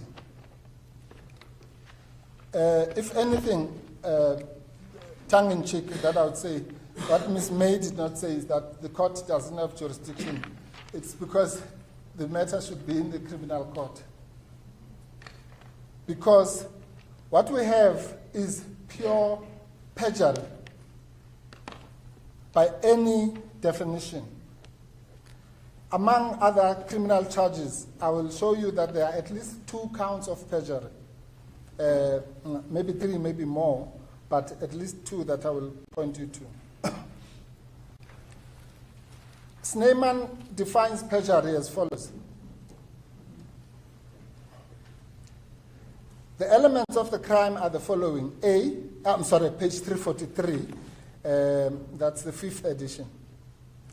The elements of the crime of perjury are A, the making of a declaration, B, which is false, C, under oath or in the form of equivalent to an oath,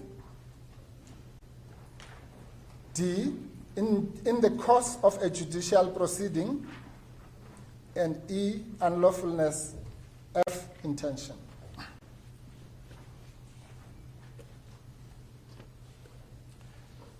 And that crime is punishable by imprisonment.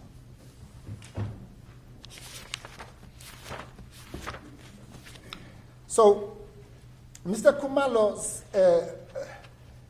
big thing here is that, to summarize it, and my learned friend, to his credit, puts this correctly. There are two versions. Let's forget even about Plascon Evans for now. One is that Mr. Khumalo wrote one letter to the IEC, according to him, and the other one was forged. Or Mr. Khumalo wrote, signed, and sent 2 letters.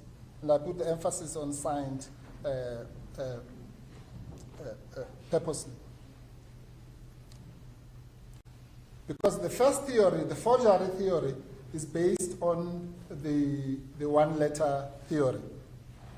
And our version is based on the fact that he wrote 2 letters. Not only did he write 2 letters, but the IEC has confirmed in this affidavit that it in fact received 2 letters and acted on them. And we'll explain why the 2 letters are important. But in the course of doing that, Mr. Khumalo, who not only faces now charges of perjury, but will also have to go to the civil courts for the defamation of at least Ms. Zuma Sambudla, who had been defamed.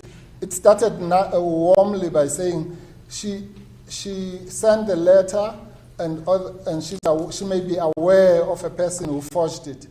But now, as you read the papers, it's now she forged. And today it was very clear. Ms. Sambudla not only signed the letter, she also sent it. So let's start with the first count of perjury. At page 11, paragraph 28,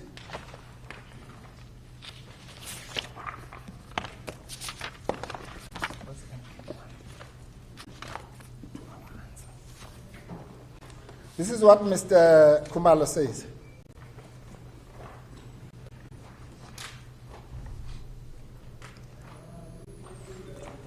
That the statement about his expulsion, he says, purports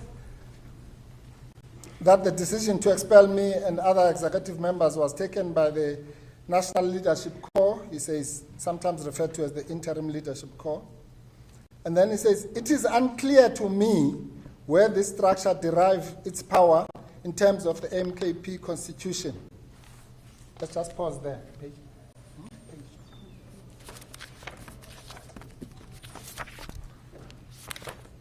So it's unclear to Mr. Khumalo where the structure called the National Leadership Corps or the Interim Leadership Corps gets its powers. Then go to page 148.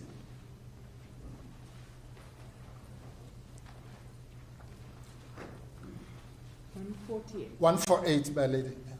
Yes.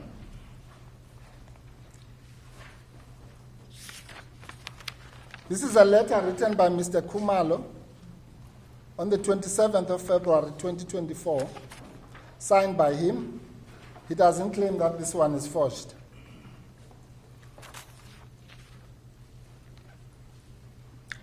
And he says, the purpose of this letter, dear sir, is to the IEC.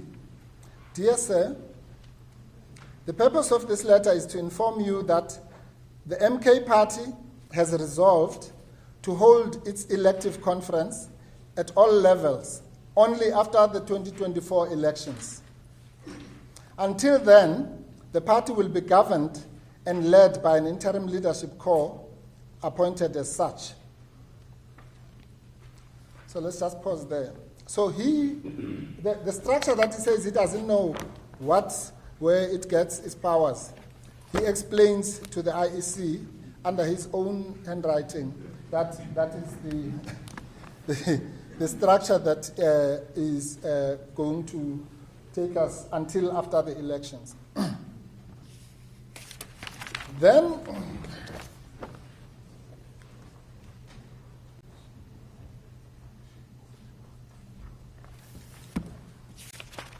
Then he says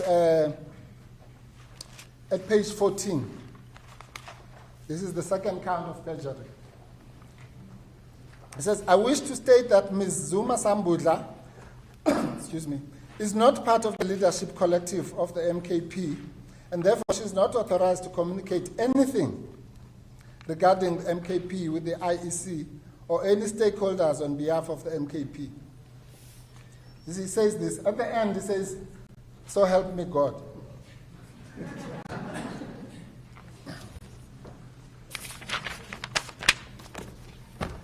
And then, let's go back to page 148.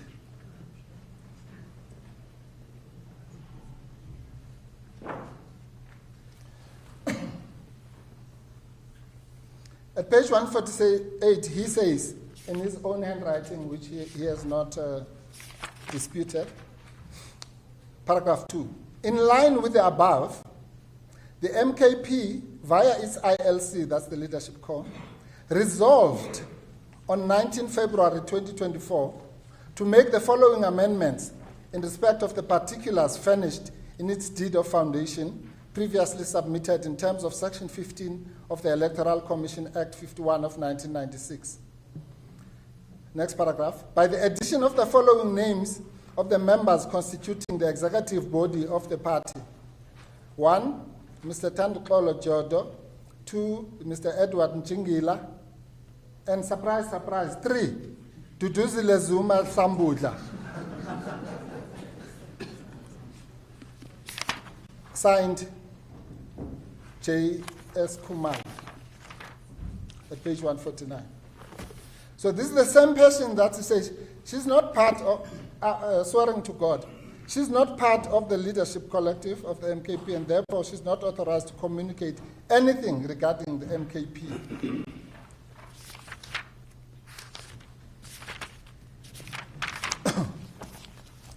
Then, as if that's not enough, let's go to page 150.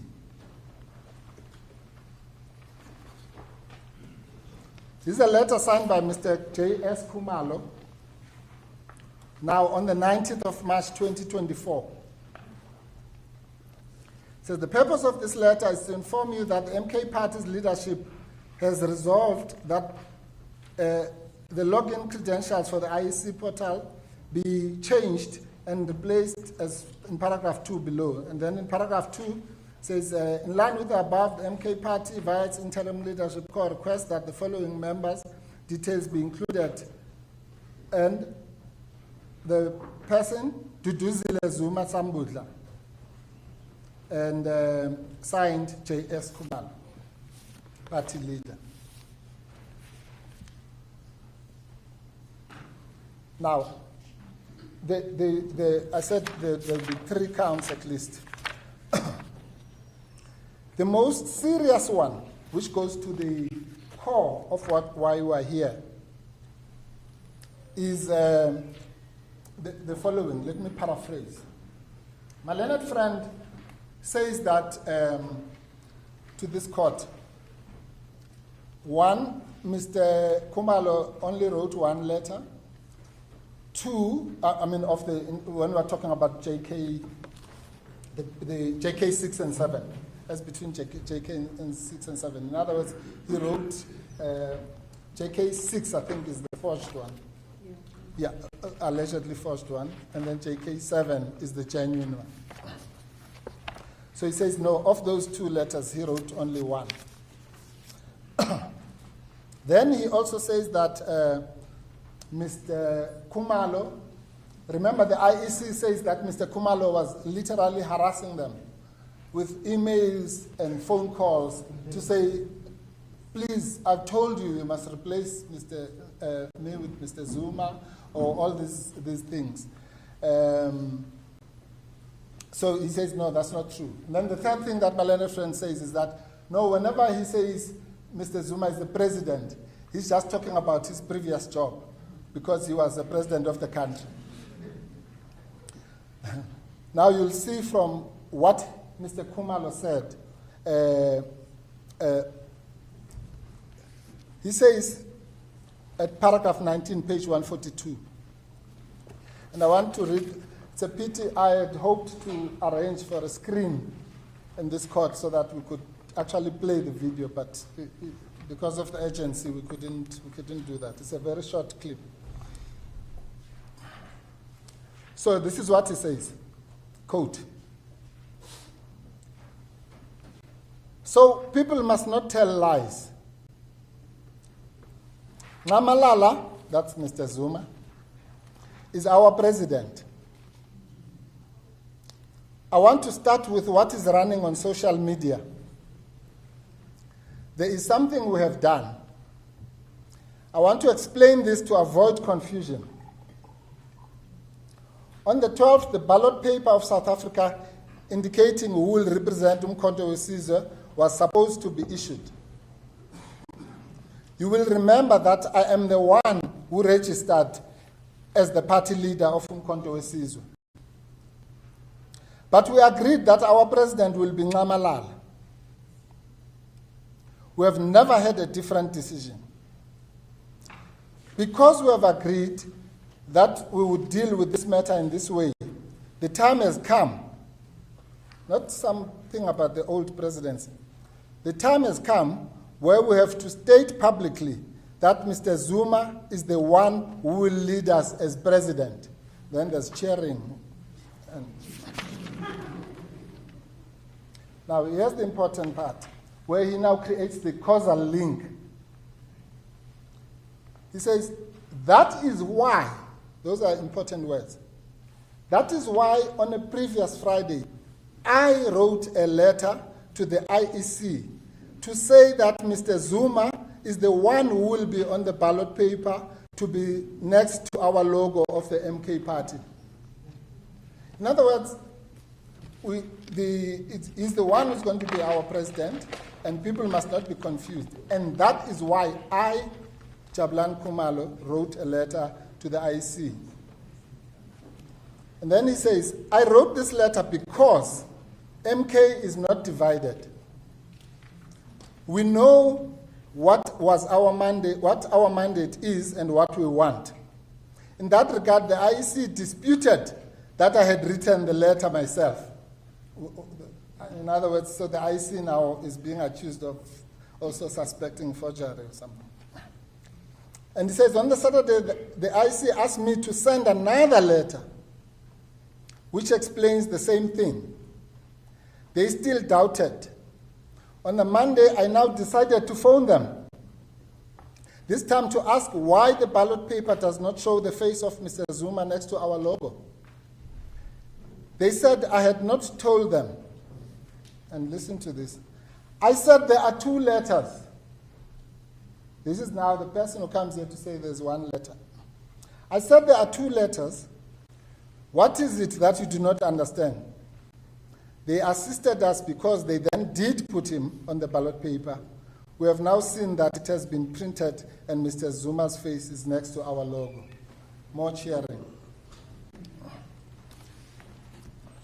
Now, for a person to then come under oath before a court of law and say that I only know of one letter, when I say president, I'm referring to the previous presidency of the country, And Mr. Siboto said that we must look at the context. Now, in the context of what he says here about which presidency he's talking about, it's very, very clear. Mr. But, Mpofu, I'm sorry. I need that link emailed Yes. to the registrar of the court because we've got soft copies of documents in PDF Yes. format, so we've not been, certainly I've not viewed it. Because it's in Been PDF able to play it, format. yes. Yeah, so if it could please be, if you could ensure that the link is emailed. Yes, we will. The In Secretary fact, of not the just Electoral yes, we'll do the link and also even the video itself. Yes, and the link don't burden the server. The link should suffice. It should suffice. Yeah. Yes. Okay, because And Mr. Mpofu, if you could state in the email the time stamp of where the two letters are mentioned. of what the time. Yes. I'll say. Let me say something about that. The time span seems to be a bit confused, but that's fine. But the issue that was emphasizing is the fact that with this in his own mouth, he said that he sent 2 letters, and he was actually angry, quote unquote, that the IEC did not, that the IEC will send. What I want is Extract here, on the that statement. video, Yes. like 1 minute, 23 Yeah. seconds or something, he says about 2 Yes, absolutely. No. We'll do that. We'll do that. But the important thing here is that the video is well, in terms of Plascon events, it's in the answering affidavit, so therefore that's our version. But notably, even in the so belated replying affidavit, they steer away from it. Nobody says, no, you misunderstood it, and what have you, or the time span, or this, and so on. They don't even come anywhere near dealing with it. So on Plascon events alone, it has to be taken as having happened. If anything, at paragraph 8 of their heads, they actually refer to it. They say, well, when he made the statement, he was talking about the presidency, this thing that we had this morning. So, which means it's what we call confession and avoidance. So they accept that the speech was made, but they try to contextualize it. So there's no denial, not even a bare denial. So where does that then bring us? It says that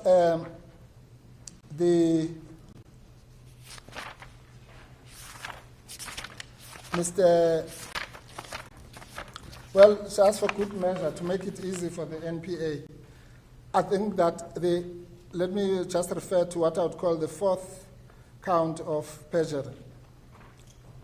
It says, I deny the allegation, at paragraph 143, I deny these allegations and particularly the false version of the alleged, this is what Ms. Zuma Sambudla says. And we're told that she hasn't denied them. I deny these allegations and a particularly false version of the alleged forgery of the applicant's signature by Ms. Zuma Sambudla, who has informed me that. And Mr. Kasiboto said that the attorney doesn't say that he was informed by Ms. Zuma Sambudla, which is false, because he did. And there's a confirmatory affidavit. So to the extent that one could say that it could have said that it's hearsay, her confirmatory affidavit is at page 155. That's an affidavit signed by Tuduzile Zuma Sambudla. It goes up to page 156.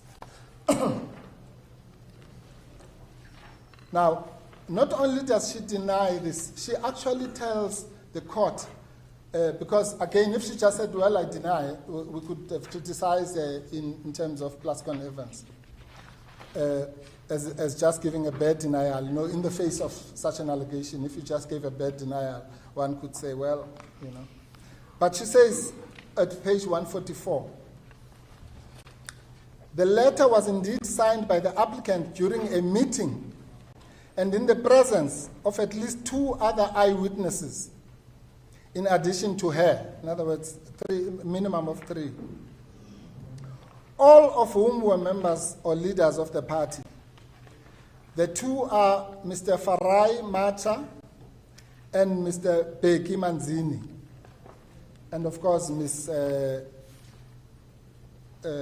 Zuma Sambutla herself. And then the confirmatory affidavit of those people, you'll find at page 159 to 160, the confirmatory affidavit of Mr. Bheki Manzini, who was present when Mr. Khumalo was signing the document, the allegedly forged document. Page 161, you'll find the confirmatory affidavit, and due to the agency, we didn't add this name, but at least we said a minimum, so there's someone else. Of Mr. Raymond Khumalo is Mr. Jabulani Khumalo's brother. So his own brother has given us an affidavit to say he witnessed the signing of the document. And then, of course, Mr. Manzini, yes, and then Mr. He doesn't, Mr. Mbobo, he just confirms the contents as far as they relate to him, and they don't relate to him. Yes, but that's what I just said. Because of the agency in the list, all we said was that a minimum of 2 people and listed those 2. That's why I started by qualifying it, that his name is not there. But the point of the matter is that he doesn't make it 1. Forget about all the 1,000 people who were there. There's an eyewitness, at least 1 or 2 or 3 or 4 or 5. It doesn't matter the number. But there are eyewitnesses who say to this court that we were there when the document was signed. That's all. Make it 1 or 2 or 3. It doesn't make it bigger or smaller. It doesn't matter what the number of eyewitnesses. But the word at least those people means that they were not the only ones. All right. So what do we have here? We have now, frontally now, this alleged allegation of forgery being refuted with credible evidence, corroborated evidence by the alleged forger and at least 1 other eyewitness. But as we say, we look at, when we do these things, we look at context. My learned friend, Mr. Sboto, I'll stop now at the 4 counts of perjury, but there's more. Mr. Kasboto asks what he regards as a rhetorical question. He says, why would Mr. Khumalo, having written the 1 letter, write another one? Well, there are 2 answers, and those answers, we're grateful to the IEC. I think we must say that publicly, because they get attacked so many times, that they have given the context of these exchanges. And I'll paraphrase to save time. What the IEC says is effectively the following.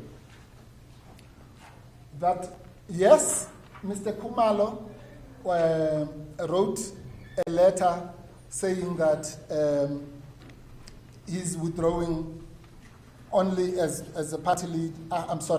Only as the face of the MK party on the logo, but not as party leader, something like that. Or at least it showed only that, to his credit.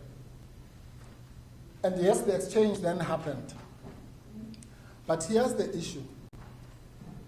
The IEC says it was explained to him that the policy of the IEC is that the 2 things cannot be separated. Right? This is crucial. So the IEC says to them, even if that is your wish, it's not possible. So you can't have somebody who's going to be the so-called face on the ballot paper, but not the party leader. Now, that policy might be good or bad or indifferent, but nobody has attacked it in this court as irrational or whatever.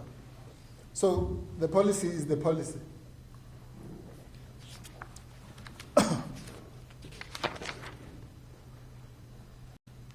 And you'll find that at page 108.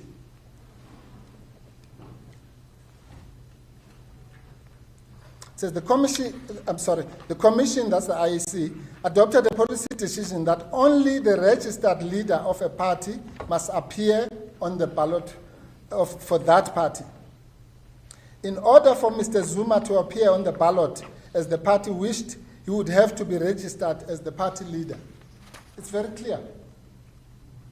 So if Mr. Khumalo did not like that policy, then he should have said this policy is against Section 19 of the Constitution or whatever, and taken the policy to court. Having failed to do that, he must be assumed to have accepted the policy. So that's the first reason, and I'll come back to it. The second reason why he wrote the second letter will be found at page 110. It starts at 109. This is the letter from the IEC from Mr. Apane. It's an email. So at 7:02 on the 9th of April, Mr. Apane of the IEC sends a further email to Mr. Khumalo on my instruction, that is on the instruction of Mr. Shiburi, the Deputy CEO of the IEC.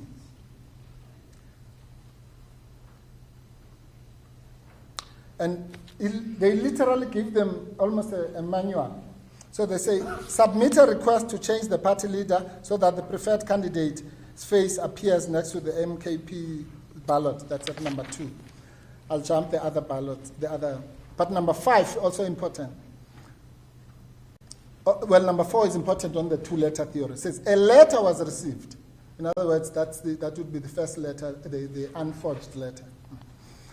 But its contents were requesting that the face of the former president be on the ballot. So we assume that's the letter that's not controversial. And then they say, I advise that the only way to have former President Zuma next to the MK party was to have your details changed as the party leader to that of former President Zuma. When it says your, it means Mr. Khumalo, because the letter is addressed to him. You, Mr. Jabulani Khumalo, called Kim Kresfelder today, and I joined Kim in her office wherein you indicated that you don't want to be changed as the party leader. That's what Mr. Siboto was saying. I requested that you indicate in writing confirmation that you, I suppose you don't want to be changed to be as a party leader. When no written communication came forth, I approached the manager, whatever his name is. You have still, as at 7:02, you have still not changed the party leader and have not submitted the current party leader's photo. And then here's number 10, which is the answer to Mr. Siboto's question. The MK party's name will not have a party leader on the ballot if you cannot remedy this situation by today, 9th April 2024. In other words, the deadline, it's 7 o'clock. That means you have a couple of hours to remedy the situation. That's the answer. And that is why at 8:30, 2029, later that evening, says the IEC. Oh, I'm sorry, I must not jump paragraph 22. It says a copy of the email chain is attached to as WRS2.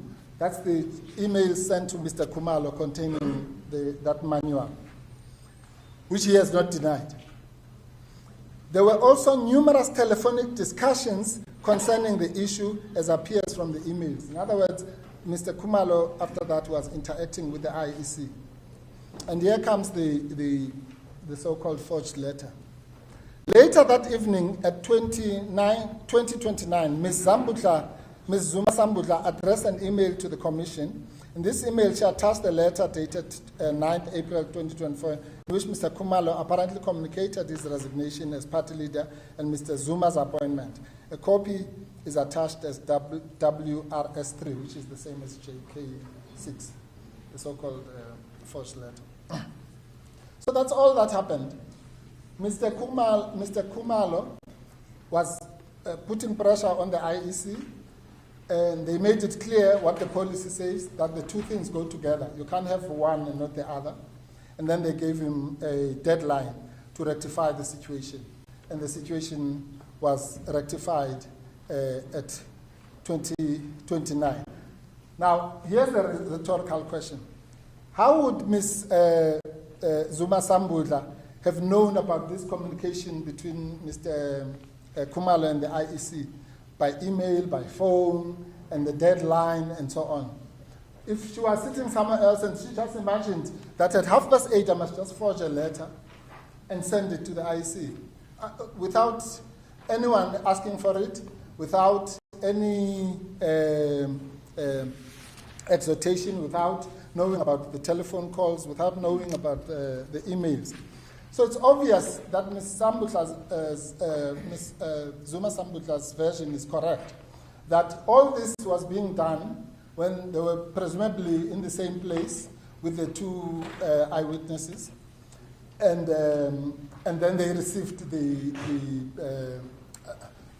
were receiving all this correspondence and phone calls and so on, and then the letter was signed in front of everybody, and it was sent in front of everybody. And that answers Mr. Kasiboto's second question. Why was Mr. Khumalo not copied in the email? Because he was there. He was in the room. And they were, why would he be copied when he's there? He's the one who gave the letter to Ms. Zuma Sambutla to email in front of people, including his relatives. So that's really the long and short of it. So unless we can be shown that the IEC is making up this story, that it repeatedly, I think is the word they use, explained both to Ms.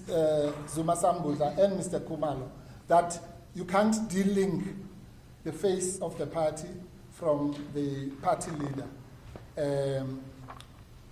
And that the IEC is also making up the fact that it then gave the deadline, and it's also making up the telephone discussions between Mr. Khumalo and all these people. Oh yes, at 24 it says, against the backdrop where Mr. Khumalo had requested repeatedly for Mr. Zuma to be the party's face on the ballot, the Commission had no reason to doubt the veracity of the letter whatsoever. And there was no reason to doubt the veracity. So what do we have here? We have a person. No, let me make this point so that the picture is clearer for the court.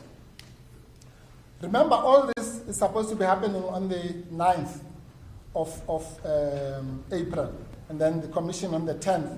The Commission confirms at page 87 that on the 10th it then did the changes as indicated. And my learned friend, when she was talking about the issue of urgency, she then says, well, there's no explanation as to why we suddenly get the application in May, on the 16th of May. That is because of another deceptive facility that is used. This one is not as clear-cut perjury as the others. It is because Mr. Khumalo does not tell this court when it is that what you call the leadership squabble or the fallout actually happened. The reality is this. He did all these things on the 9th. He sent the 2 letters. There was a change of the face, as he says in the thing with the cheering. Then it was resolved, and so on, and then we were all happy. That's the 9th. Then the following week is the 16th. And then on the 23rd, 2 weeks later, is when he was, according to him, expelled. So all was well for all that time, and that's why in his affidavit he doesn't tell you when the expulsion happened, because he wants this court to believe that these things happened against each other. You know, there was this forgery, then he was expelled, and then all this is part of getting rid of him and so on. So you have to read the papers very carefully to find the date of his expulsion. And you'll find it at page 66.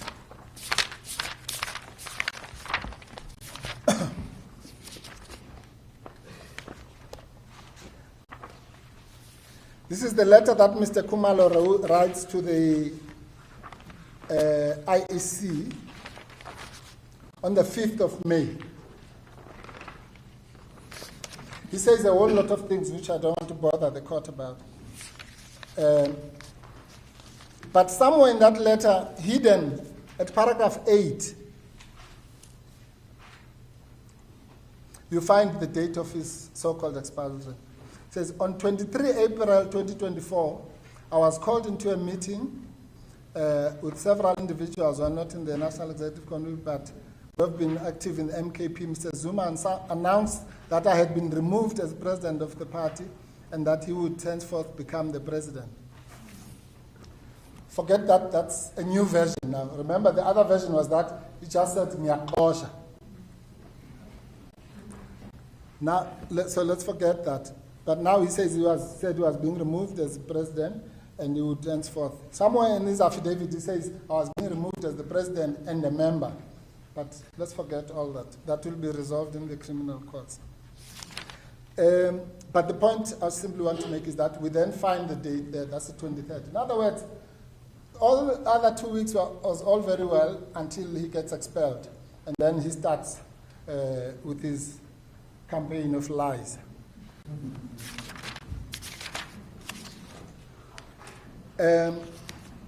So that explains, because even myself, I was not able to make this connection until I found this date, as to why did he just sit and do nothing and actually celebrate, according to the clip, the replacement of Mr. Zuma as the party leader. So it's very simple. What happens is that Mr. Khumalo, like all of us, knew that the draw card for the election is the face of former President Zuma on the ballot. And we know how that has turned out. And like all of us, he knew that the logo, next to the logo is Mr. Zuma's face and not his face, then the election result would be favorable to the party.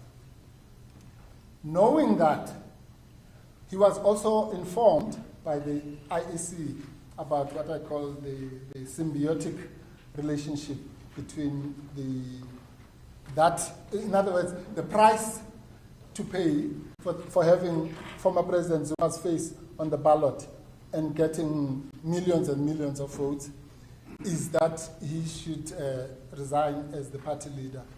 And any pragmatic person would do what he exactly did, which was then to write the letter just before the deadline and give it to Ms. Zuma Sambudla and have it sent in front of everyone to the IEC.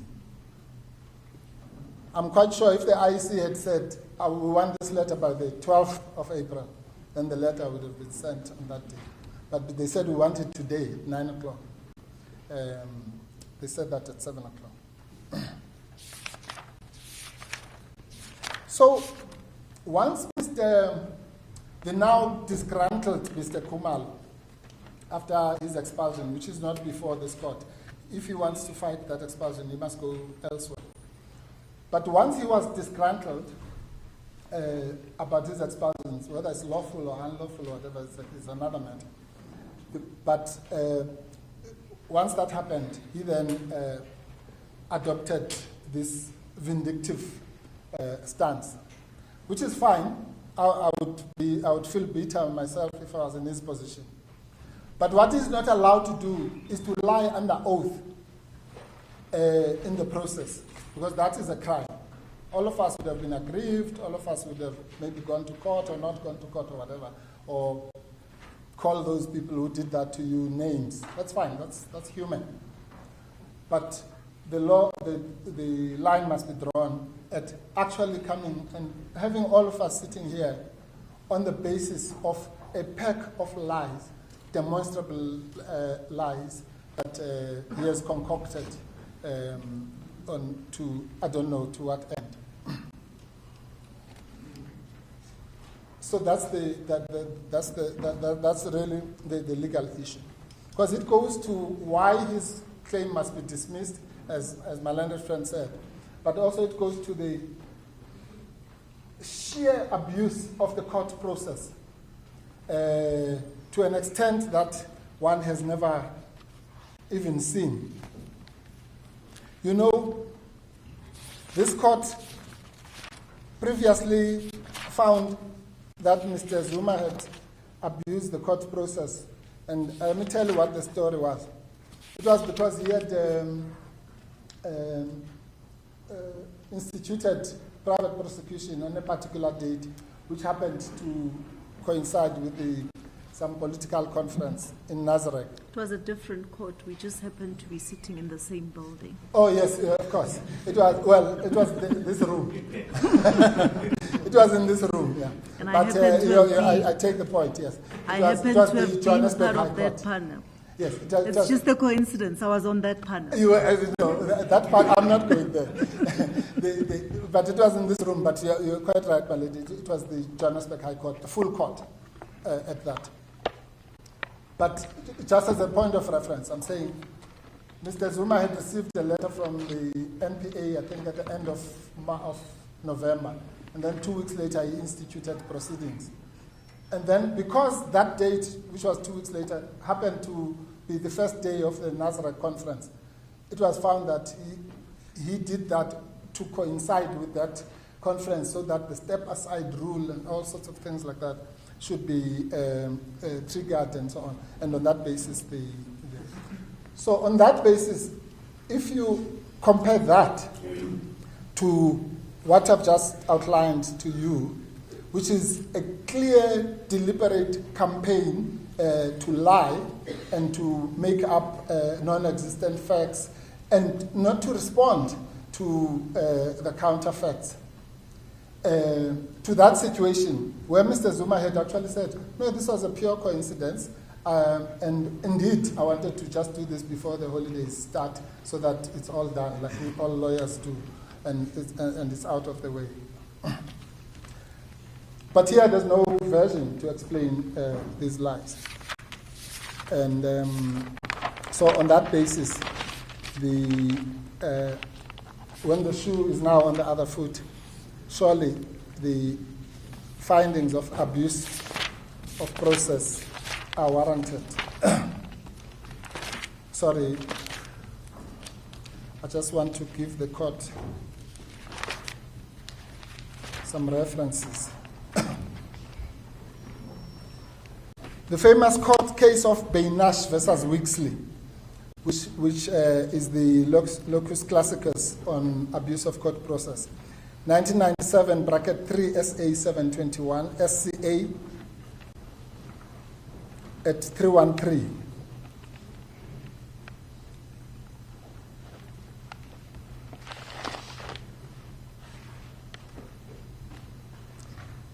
It says the High Court has inherent jurisdiction to protect, and such as any court, to protect itself from abuse of its process.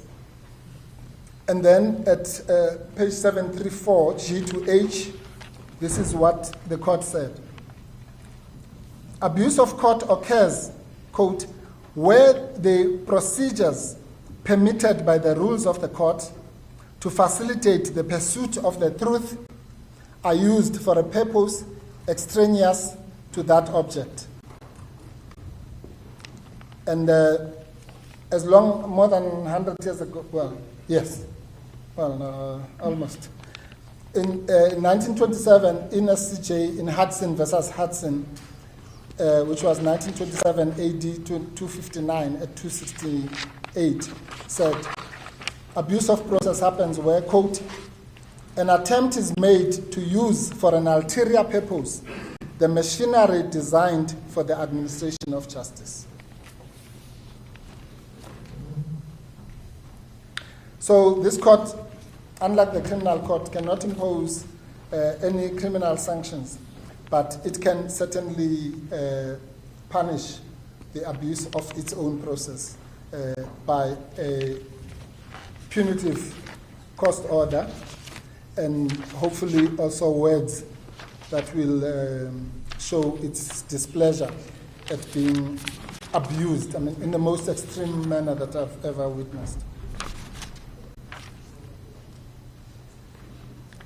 And the connection between that and the scale, of course, will be found in the case of Public Protector versus South African Reserve Bank. The Constitutional Court said the following, and that's 2019 bracket 6, SA 253, CC.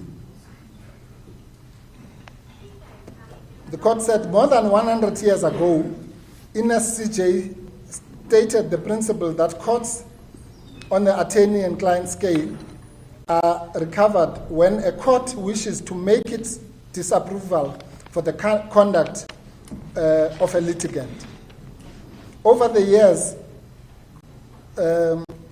courts have granted costs on the attorney and client scale to mark their disapproval of the fraudulent, dishonest, or malafides conduct, vexatious conduct, and conduct that amounts to abuse of the process of the court. Sorry. We'll find the paragraph just now. But that's in the 2019-6 SA 253 CC.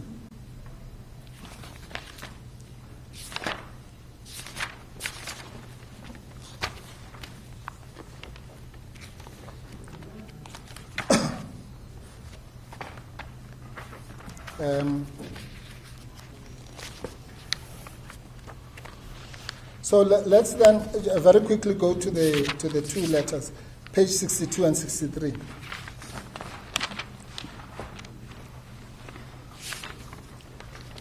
We start with the admitted letter or the genuine letter.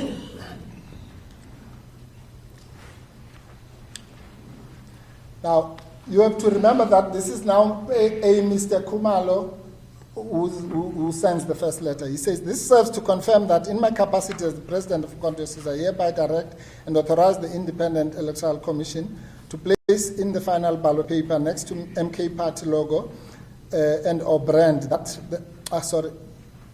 must be a typo, the face of President Jacob Zuma be printed in the final ballot print. I hereby confirm that President Jacob Zuma is appointed to be the MK Party's presidential candidate for the 29th May national provincial elections. Now, there it's clear that it's not the context of the speech. Here is talking about the presidential candidate. Then hope you find the above in order, what have you. So that's the first letter according to the IEC, which they then write back to say it's not adequate. Please send us another letter by 9 o'clock. And then comes the second letter, where he now has to be explicit. He says, I hereby tender my resignation as party leader and request to be replaced by President Jacob Zuma. Also, I would like to take the liberty of informing you that a motion which stems from the National Leadership Corps, the one that he says he doesn't know, meeting where a decision was taken and concluded that President Jacob Zuma and that a letter be written to the IEC for the final and only inclusion of Mr. Jacob Zuma's face to be on the ballot paper as the recognized face and leader of the MK Party, face and leader of the MK Party for the 29 May 2029 national election. Based on the above, we that means the MK Party now, or the leadership, we therefore request that in the face of President Zuma be in the final printed ballot paper next to the Mkhonto Wesizwe logo and brand. This is now, he writes this letter now at the time when he's now been armed with the symbiosis theory, that the two have to go together. And that's why he's correcting to meet the deadline that has been communicated to him. That paragraph in the public protector matter is paragraph 8. Thank you.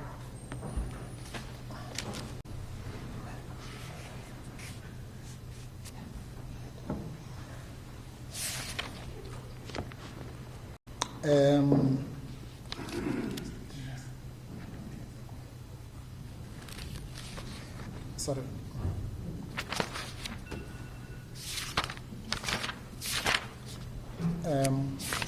Sorry, I want to the last thing I want to do is just to refer to the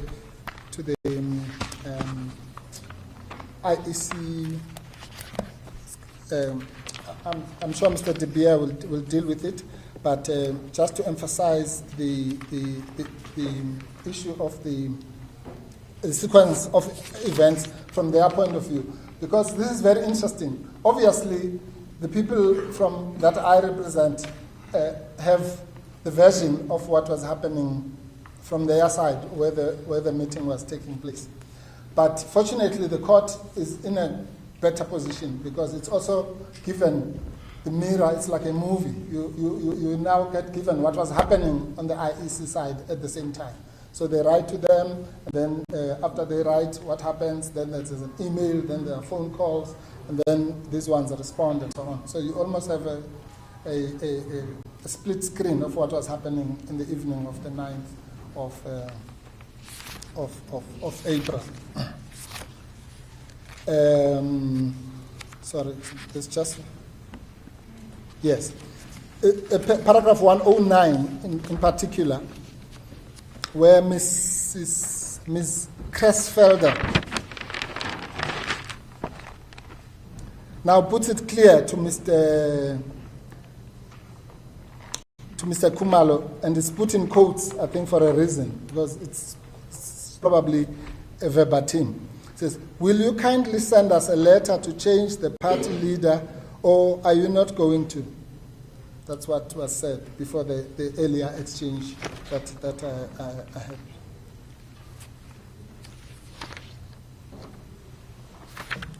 That I had referred to.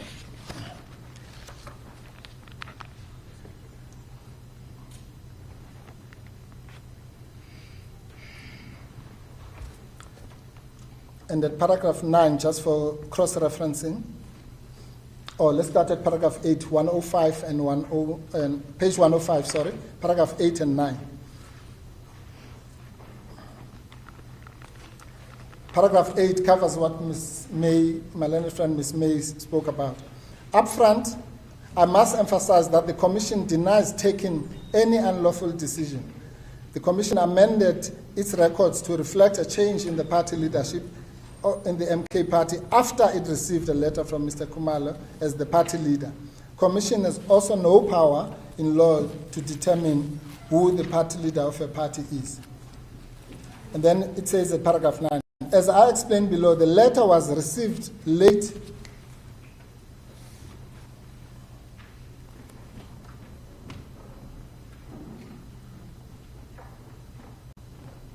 The letter was received late in the evening of 9 April 2024, after lengthy exchanges of emails between Mr. Khumalo and the Commission. Lengthy exchanges of emails between Mr. Khumalo and the Commission concerning the circumstances in which Mr. Zuma could appear as the face of the party on the ballot, as Mr. Khumalo and the party wished. The Commission explained that the registered leader of the party is the person who is to appear on the ballot.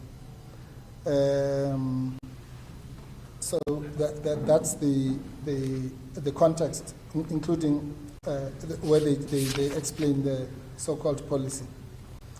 But yes, if you talk about, as if there's any need to take the matter any further, Mr. Khumalo then tells us that after the 23rd of April, obviously, he says he then suspended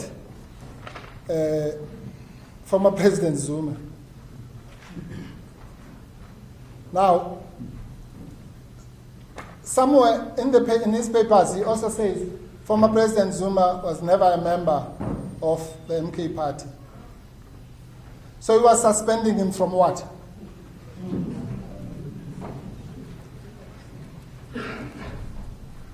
And this is the kind of thing that really gets presented to this court.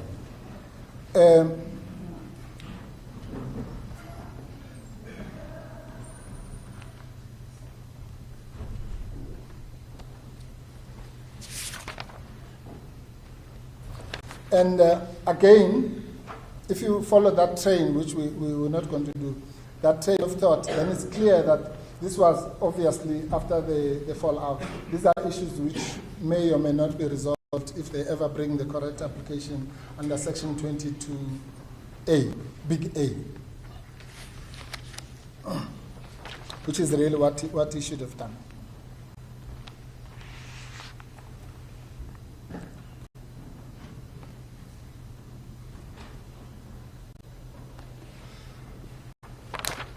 And then, of course, he says that one of his grievances, and I don't know if Mr. De Beer will address that, one of his grievances is now that when he then presumably changed his mind, he wrote the letter to the IEC to say that the IEC must remove Mr. Zuma as a party leader and put him. But the IEC, now, and that goes to what my learned friend was saying, if the IEC had done that, which is presumably what has brought us here, because the IEC refused to comply with that letter of demand. If the IEC had done that, then it would have been breaching Regulation 9. Because why would the IEC remove Mr. Zuma, put Mr. Khumalo, based on a letter from a man in the taxi rank who's just who's not a member, who's not a party leader? Because remember, the very reason why Mr. Khumalo was being asked, exhorted, and so on, was because he was the only person in this whole country who, according to Regulation 9, who could write the letter to do the replacement. So similarly, the IEC could only respond to a letter which comes from former President Zuma, because he's now the registered party leader. So if he had written and said, I'm now asking for Mr. Samuel Ndlela to be the new person, or put vice versa, if Mr. Ndlela had written the letter, then it should be ignored as well and just thrown into the dustbin. So only if it came from the registered party leader. So all the other gymnastics that were being done after the fact really do not have any. Yes. Sorry, yes, we gave you I just knew that this paragraph was too early in that case. The correct paragraph in the public protector case is paragraph 223, not 8. Sorry.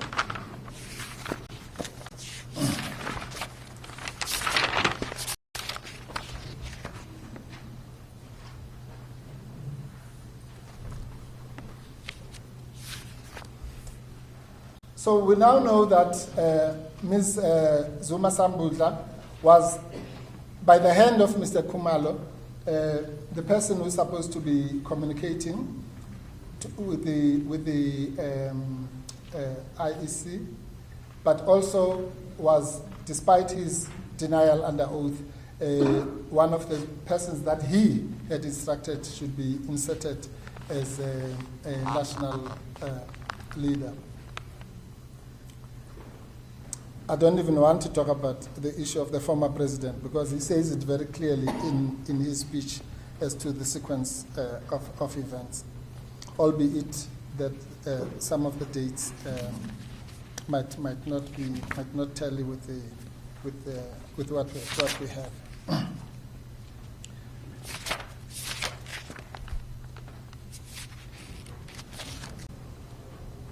And since this case, by the way, is not about anything allegedly that Umkhonto Wesizwe, the third respondent, or former President Zuma, the fourth respondent, has done per se. They are alleged forgeries and all sorts of things brought in as evidence. The real case is the section 20(1)A review of the IEC's decision. So we have to keep the eye on that ball. That it is that. Firstly, the IEC says, well, we didn't make a decision, let alone one that can be called ultra-virus. And therefore, the answer to the real case is found at paragraph 24, at page 1110. Against the backdrop where Mr. Khumalo had requested repeatedly for Mr. Zuma to be the party's face, the Commission had no reason to doubt the veracity of the letter whatsoever. The fact that it was emailed by Ms. Zuma Sambudla was of no concern to the Commission, since the request to have Mr. Zuma as the party's face had been made by Mr. Khumalo over the last few days, including in his letter attached to this affidavit as JK7. So one can simplify that what the IEC is saying as follows. What Regulation 9 requires is that you must have a letter signed by the leader. But Regulation 9 has never said the letter must also be emailed by the leader. It doesn't work like that. Imagine if there was a letter that says the minister must authorize this, or the chairperson of the board must authorize this. And then you come to court and say, no, but it was emailed by the company secretary. I mean, really? The point of the matter is that once the IEC received the letter signed under the hand of the principal, so to speak, or the designated person, then the IEC is has to be satisfied. That it was emailed by so and so and what have you is really not, is neither here nor there.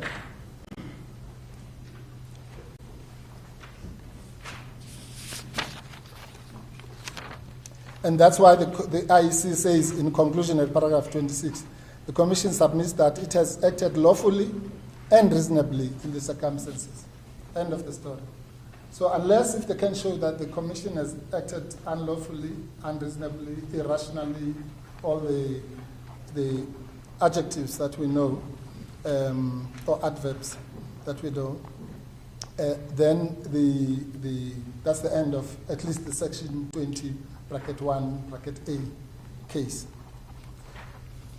Let alone what my learned friend Ms. May has said, that section 21B then says that it must be conducted urgently.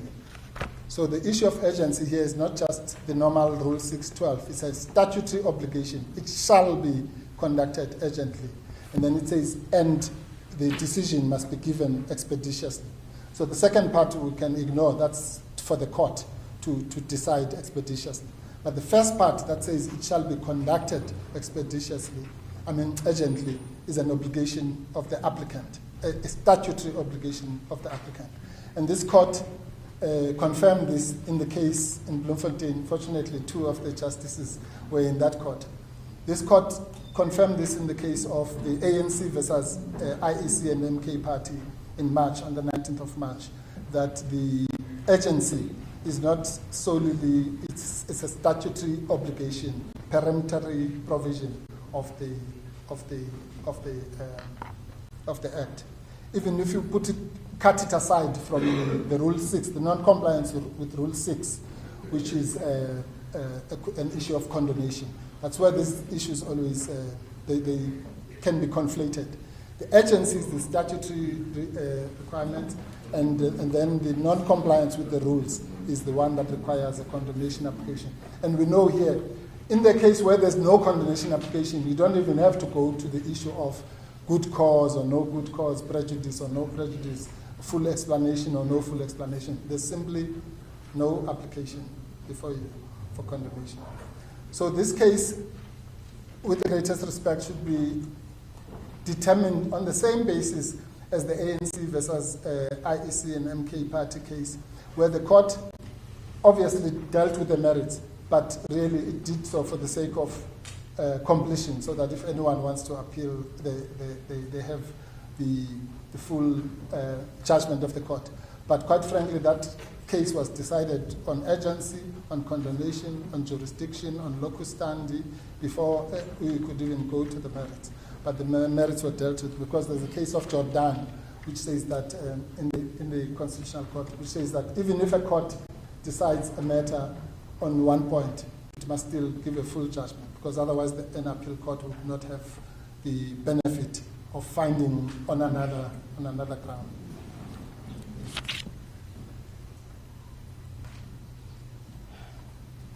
Oh, yes. Thank you. No, I don't think it's necessary really to deal with the evidence of Mr. Siboto. As impressive as it was, I didn't know that he's also a handwriting expert. Excuse me. But I don't think I can go into that thing that this signature here looks like this or like that, and the letterhead looks like this and like that. The point of the matter is that you can't do that in motion court. If you want to dispute somebody's signature, it must be done in a trial format. You bring a handwriting expert, like we all do in any matter, whether it's a civil matter or a criminal matter. The handwriting expert says there are 20 points which have to be compared to whatever their science is. I'm qualified, I'm so and so and so, and these points, whatever. You can't just stand up from the bar know-how and say that and give the kind of evidence that Mr. Siboto was giving.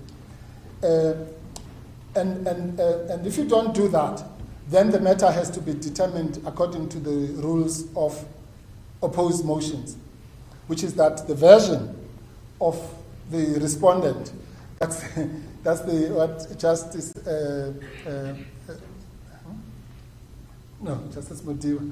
Mudiba's appropriate remark about the JSC interviews, because it looks like the Plascon Evans rule is the most misunderstood rule, simple as it is. Many people have lost their chances to be judges, and I think Mr. Siboto must not apply very quickly. The Plascon Evans rule is very simple. It says that if in motion proceedings, because we cannot cross-examine people, the version of the respondent, unless it is so far-fetched that just on the papers it can be dismissed, must be taken as true. And once so a motion court has no choice but to take that version as true, subject to the exception. And that has been said in the cases of Plascon Evans, Whitman, and a long line of cases. And that is why, if you really feel strongly about it, then you have to say, under Rule 65G, you then say, well, this particular aspect must be referred to oral evidence. Why? Or to trial. Why? Because, again, in that setting, then the handwriting expert will be called, they will call their handwriting expert, we'll call our handwriting expert, we'll cross-examine theirs, they cross-examine ours, and so on. So, really, that's just really something that the court doesn't need to bother about, armed with the Plascon Evans rule.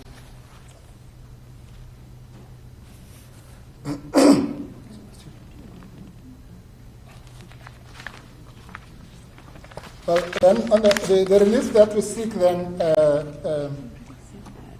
and I want to address the issue of costs separately because I've already done so. The relief that we seek is the dismissal of the application on either on the grounds that my learned friend Ms. May has articulated very well, or on its own merits. But either way, we would implore this court, with the greatest respect, to express its most serious disapproval and opprobrium against the abuse of the process, against the fraudulent and criminal conduct that accompanies this, and marked despite the general rule in this court, marked the applicant with a punitive cost and a warning, which should be a warning to other people who think that this is a place to play, a playground for perjurers and other fraudsters, to stay away from the courts and from the oath. Because that's really what it's not about. One is not just undermining the court, you're undermining the oath. It means anybody out there must think that the oath is a plaything. You know, you just go there and you raise your right hand and say, "So help me God." But you just know that underneath that is a pack of lies. That's a serious crime against society now, not against the court, against the public. It's a criminal offense.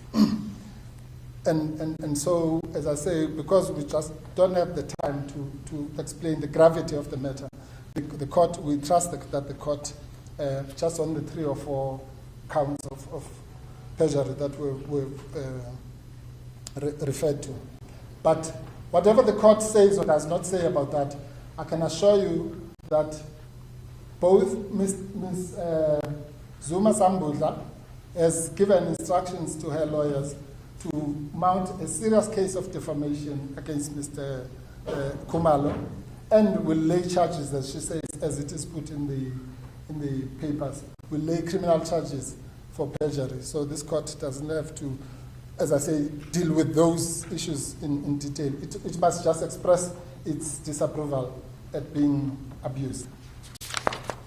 And therefore, the next order that we seek is, prayer 1, which is the urgency prayer, must not be granted. Prayer 2 must not be granted. Prayer 3, which is the substitution order, must be dismissed as well. And the order of attorney and client cost and client costs should accompany the matter. Unless if the court has any other issues, those are our submissions. Can I just ask for confirmation that as far as the merits is concerned, at the heart of the matter is this factual dispute relating to the authenticity of the first letter of the 9th of April. Yes. And if I'm... The second letter. The second letter. No, I know the confusion. You're right, because they are put as JK 6 and 7. But yes, so the first letter in the papers, but the second letter in the sequence. So whether or not the court is with the applicant or with the defendant, as far as the merits is concerned, would be decisive and dispositive of it. And it really, the point that I'm trying to make is that it's a factual matter. Yes. That needs to be decided on the basis of the principles applicable to factual disputes in motion court proceedings. Absolutely, Justice Adams. We make 2 points on the merits. The first one is a legal point, where we say the doctrine of ultra-virus doesn't even feature. Yeah, I'm saying, but assume, that aside, yeah. Yes, assume specifically of the merits absolutely. issue. Yes, on the merits, it's a factual issue. That's why we have that heading that says the so-called forgery issue. So, yes, it's literally 2 mutually destructive versions, where they say they only signed 1 letter. We say, on the basis of everything we've said, they signed both letters. And that's the factual dispute which, on Plascan events, has to be resolved on our side. That's correct. Thank you very much, Justice. Thank you, Mr. Mpufu. As God pleases. Mr. Dibiya. Just, I see it's 1:15. I'm not sure if the court wants to take lunch. You promised that you'll only be about 10 minutes? Yeah, at maximum, yes, Judge. Okay, I think let's proceed. Thank you, Judge. Judge, in all seriousness, what I want to say up front is this, is that my client, the Electoral Commission, and the Chief Electoral Officer, their job is to apply the law. And they need to do so impartially and without fear, favour, or prejudice. My client, the Commission, doesn't apply the law based on who's before it, who the identities of the parties are. It looks at what the law requires and what the facts are. And that's precisely what's happened in this case. The Court is well aware from the February judgment that the Commission has absolutely nothing to do with internal party fights, that the Commission has absolutely nothing to say about who the leader of a party is, who the leader should be, etc. And therefore, it really has nothing to say about the core issue in this case. Justice Adams points out that the core issue is a factual dispute, and I think that's correct. The Commission has provided evidence of what happened from its perspective to assist the Court. But I'm not going to make submissions on that. The crux of what I need to say is this, is that when the Commission registers someone as a party leader, it is not making a decision that has direct external legal effect.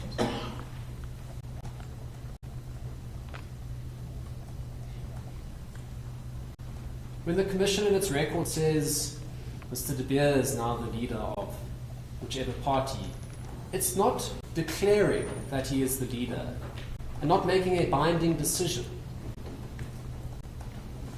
It doesn't have a direct external legal effect. And that really means, Justices of the Court, that there's no decision to be reviewed here. I think Mr. Mpofu called it a clerical decision, and I think that's an apt way of describing it.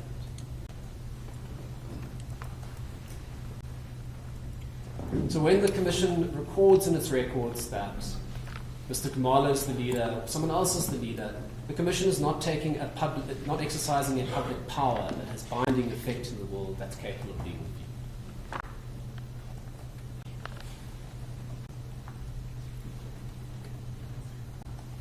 Now, I really have two headings to deal with in my submissions. The first is just to clarify a few matters that have come up in argument. Just to clarify what was said by my colleagues, to make sure that the Court is the correct position. And then the second is just to speak about the practicalities of communicating with parties in circumstances where the Commission can't decide who the party leader is. So on the first topic, things that came up in the addresses of our colleagues. Mr. Kasaboto says that the Commission says that there's a policy that only the leader of the party can be on the ballot, but they've never seen this policy. And that's true. We didn't attach it to the answering affidavit. But what I can say is this. We don't have to go there. The Commission says in the answering affidavit there is this policy. And in reply, so that's paragraph 17 of the answering affidavit at page 108. And in reply, paragraph 23 at page 131, it's noted. In other words, it's admitted that there's a policy. Now, just as the reason why we didn't touch the policy is because we had to prepare the affidavit and against pressure. But the Commission can provide the policy to the Court to Mr. Khumalo. We've got no difficulty with that. I think I even have a copy of the policy in my email, so we can attend to that. But there is a policy that says the leader of the party is the person who appears on the ballot. And that was a policy decision the Commission was perfectly entitled to take. The second matter pertains to Ms. Zuma Zambudla. She was registered as the OAP on the Commission's OCNS system. Justice Adams will know it quite well from the various matters we were involved in. And that's in the papers at paragraph 16 of the answering, the explanatory affidavit of the Commission at page 108. There's a letter attached to the third and fourth respondent's answering affidavit where this request is made. So that was her position to communicate that. The third matter, just to clarify, is that Regulation 9 currently says that only the registered party leader can communicate changes to Annexure 1 to the regulations. The previous version of the regulation said that it could be the registered leader or the registered contact person of the party. Mr. Kasaboto said it could be an authorized person, but that's not correct. But as of now, it's the registered leader of the party. registered leader of the party, and the Commission took the choice of saying we have to have one point of call. Mr. Mpofu has explained if the Commission was opposing, maybe he would have given all the submissions already as to why the Commission would be opposing. We're not opposing. We've given the evidence. And I don't need to take it any more further than that what happened is on the record before the court.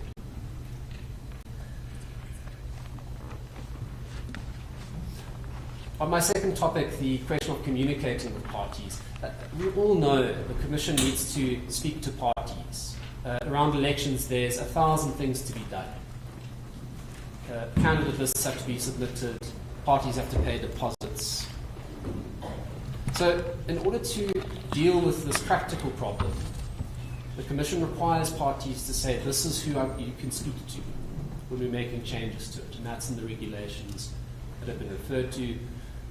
Regulation 9 was upheld, the constitutionality, by this court in February. Justice Madiba, you wrote the judgment on the merits. I think the whole court agreed with you. There's no issue with Regulation 9. And as I said earlier, it's a clerical and not an administrative action or exercise of public power. I didn't cite it in my heads of argument or my written submissions, but in Hoekstra, page 250, there's a brief discussion on clerical decision-making. Hoekstra and Penfold cite some of the cases that might be helpful to the court in that.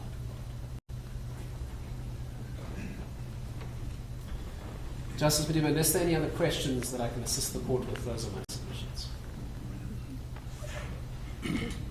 Thank you, Mr. Jabulani. Thank you, Judge. You have the last word.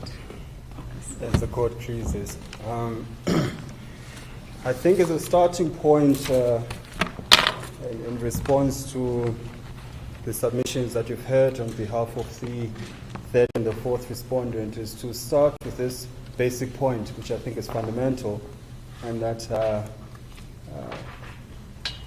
Justice Adams drew our attention to, and I think it's a very important one. Regardless of what was said today, the question is simple. On the facts, did Mr. Khumalo resign and appoint Mr. Zuma? It's really just that simple. I will not deal with the issues of the criminal charges, perjury, and everything else, insofar as it has no bearing on the question that is before this court. Of course, Ms. Zuma, Sambudla, Mr. Zuma, and anyone else is entitled to bring that in due course in front of a criminal court. With respect, this is no space for it, and therefore will not respond to it. It's safe to confirm, of course, that Mr. Khumalo himself has in fact laid a criminal charge against Ms. Dudu Zuma Sambudla, and that has been, the case number has been referred to in the heads of argument.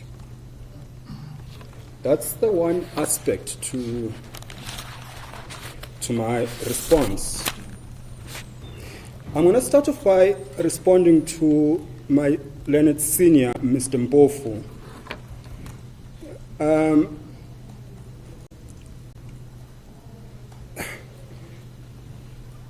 Mr. Khumalo's argument is not that he was expelled and this court must find that he was unlawfully expelled. That is not his case. Mr. Khumalo's case is not that the IEC took a decision to substitute one president for the other. Mr. Khumalo's case is the IEC improperly exercised its power in terms of Regulation 9 in effecting that change. That's the entirety of his contention. Everything else about expulsion, everything else outside of that premise, that four-corner case that Mr. Khumalo makes, is with respect irrelevant and unduly detains this court. What you must ultimately decide is whether the IEC, in effecting the change, did so on the instruction of a party leader in terms of regulation, and that is all we're contending for.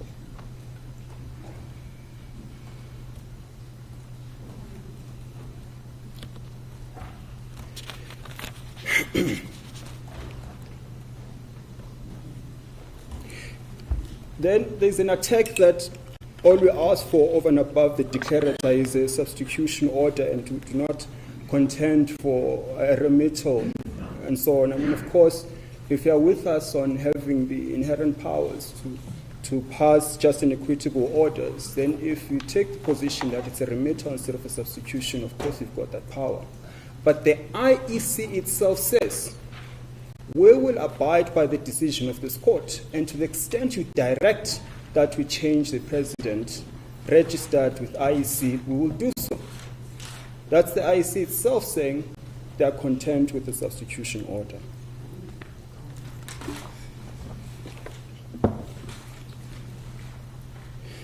We have been accused again for failing to respond to the contention that my client himself calls Mr. Zuma president. We, of course, have responded in the replying affidavit, paragraph 9 specifically, where we narrate exactly what I narrated to this court as to what he meant when you called him Mr. President, which he has done even before the purported letter came about, and there is no dispute around that. The fact that he's always called him a president, and in the replying affidavit, with evidence saying.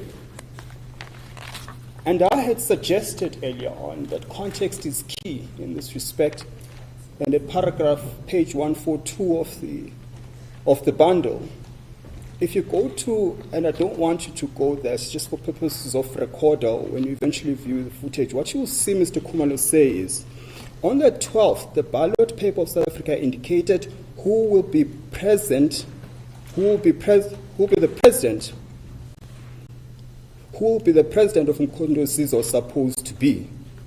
On the 12th, the ballot paper of South Africa indicating who will represent Mkhondo Sizwe was supposed to be issued. And now this is the context. You will remember that I am the one who registered the party of Mkhondo Sizwe. But we agreed that our president will be Mr. Zuma.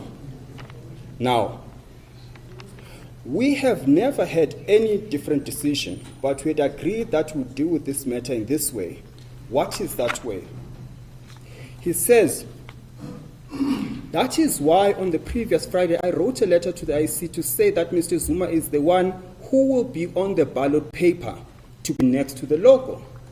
That is what he wrote to the IEC on his own version. You will find nowhere in the speech where he says, I have requested IEC to effect my preference that he be president. It does not say that. All he says is, next to the logo will be his face and will be the presidential candidate. And then there's an argument that he said, well, he wrote one letter when in fact he said he wrote two in his speech. Now, the difficulty here is this. When he says, I said there are two letters, and then it's taken to be the impugned letter and the one that was sent by Mr. Khumalo himself, then it is suggested he must have been meaning those two separate letters. You don't have to go there. But what you will find at 118 is Mr. Khumalo, once all these issues, 117, I beg your pardon, at 117, all these issues relating to the logo itself are raised by the IEC. After he had sent the initial letter, the IEC comes back and says there are issues, there might be a signature missing. This is in page 117. He then says, I then caused another letter to be sent saying the exact same thing. That is what you see at 117. So the two letters he's talking about, and I was at pains to really explain this in my submissions, in my initial submissions. All he's simply saying is, and that is what he's addressing in that media statement, that they claim that I did not sign the letter because the IEC mistook the letter to be unsigned. Different letter altogether, relation to the logo and the face and the presidential candidate. Nothing to do changing presidents. He then says, the IEC came back and said, I did not sign it. The IEC, of course, corrects itself later on after Mr. Khumalo had caused another letter to be sent where it's clear that, in fact, he was giving that instruction. Those are the two letters we're talking about, not the impugned one. Penultimately, let me address this issue on the merits.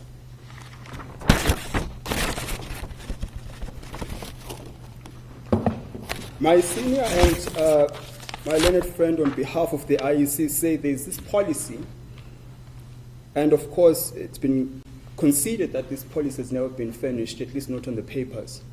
We do not know of the existence of this policy. But assume for a second that the policy exists. That is of no moment, because even if it's a requirement that the same person who's the face of the party be its president or its leader, does not in itself justify incorrectly changing the party leader. It could well be that if Mr. Khumalo knew about this fraudulent letter, if he knew about this policy, he could well have taken a decision, well, then I will be the face and I will be the president. He was well within his powers to make that decision. It could well be that he could have decided, along with the other leadership, interim leadership of the MK, that someone else must be the president and the leader. It could well be that he would have agreed that Mr. Zuma must be the face and the leader. It could well be. And there's, of course, submissions from the bar about, the tactics of who the face is and what have you. Assume Mr. Khumalo accepts that. It can't be that without his consent, regardless of how practical it is that Mr. Zuma must be the face. It can't be that absent his actual consent, that must be done or should be done as the IEC has. So even in the existence of a policy, even if it exists, it does not follow that simply because Mr. Zuma is the face, as per Mr. Khumalo and his wishes, it must follow that he must be the president. At any point, Mr. Khumalo could have made a decision as to who the president is and who the face will be, which he could not, then make a decision on, because he was his letter was, the purported letter where he resigns was, of course, fraudulent. So nothing turns on the fact that there was a policy and what it provided for.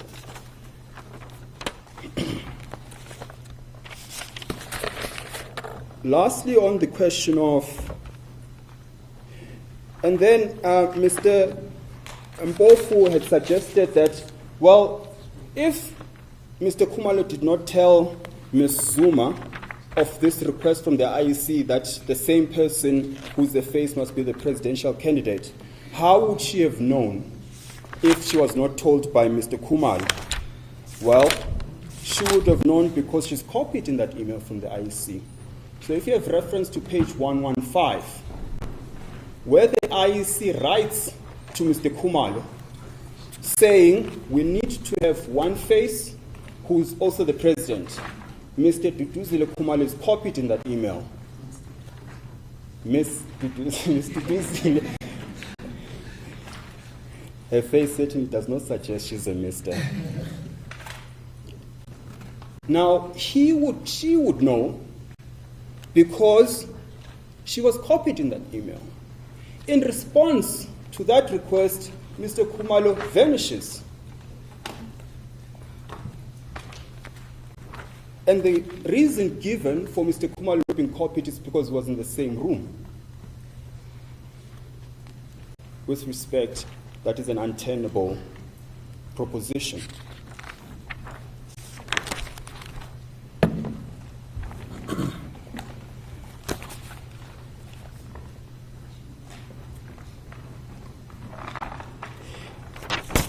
And in response to the IEC, we understand clerical differently. I mean, for example, if you have reference to the meaning of clerical in the rescission rules of the High Court, for example, the court has and can miro mutu effect a change of vary and order a judgment if it is because of a clerical error or to fix a clerical error. In other words, it does not change the substance of the, I mean, for example, I acted in another matter where the justice is called, well, the justice called herself Mr. Because it was a clerical error, the court could mirror more to effect that change, which they did. This is not a clerical error because it changes the substance of who the president is.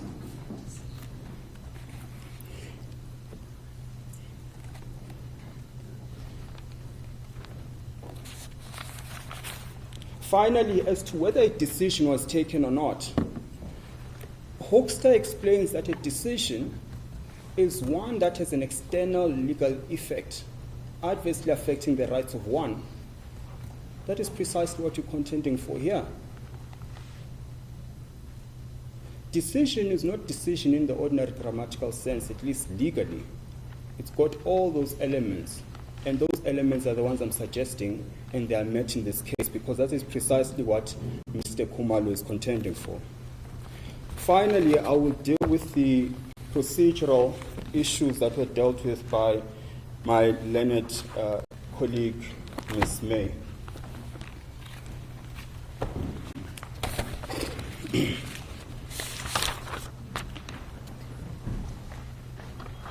Mr. Kaziboto, before you get there, I'm so sorry to interrupt you.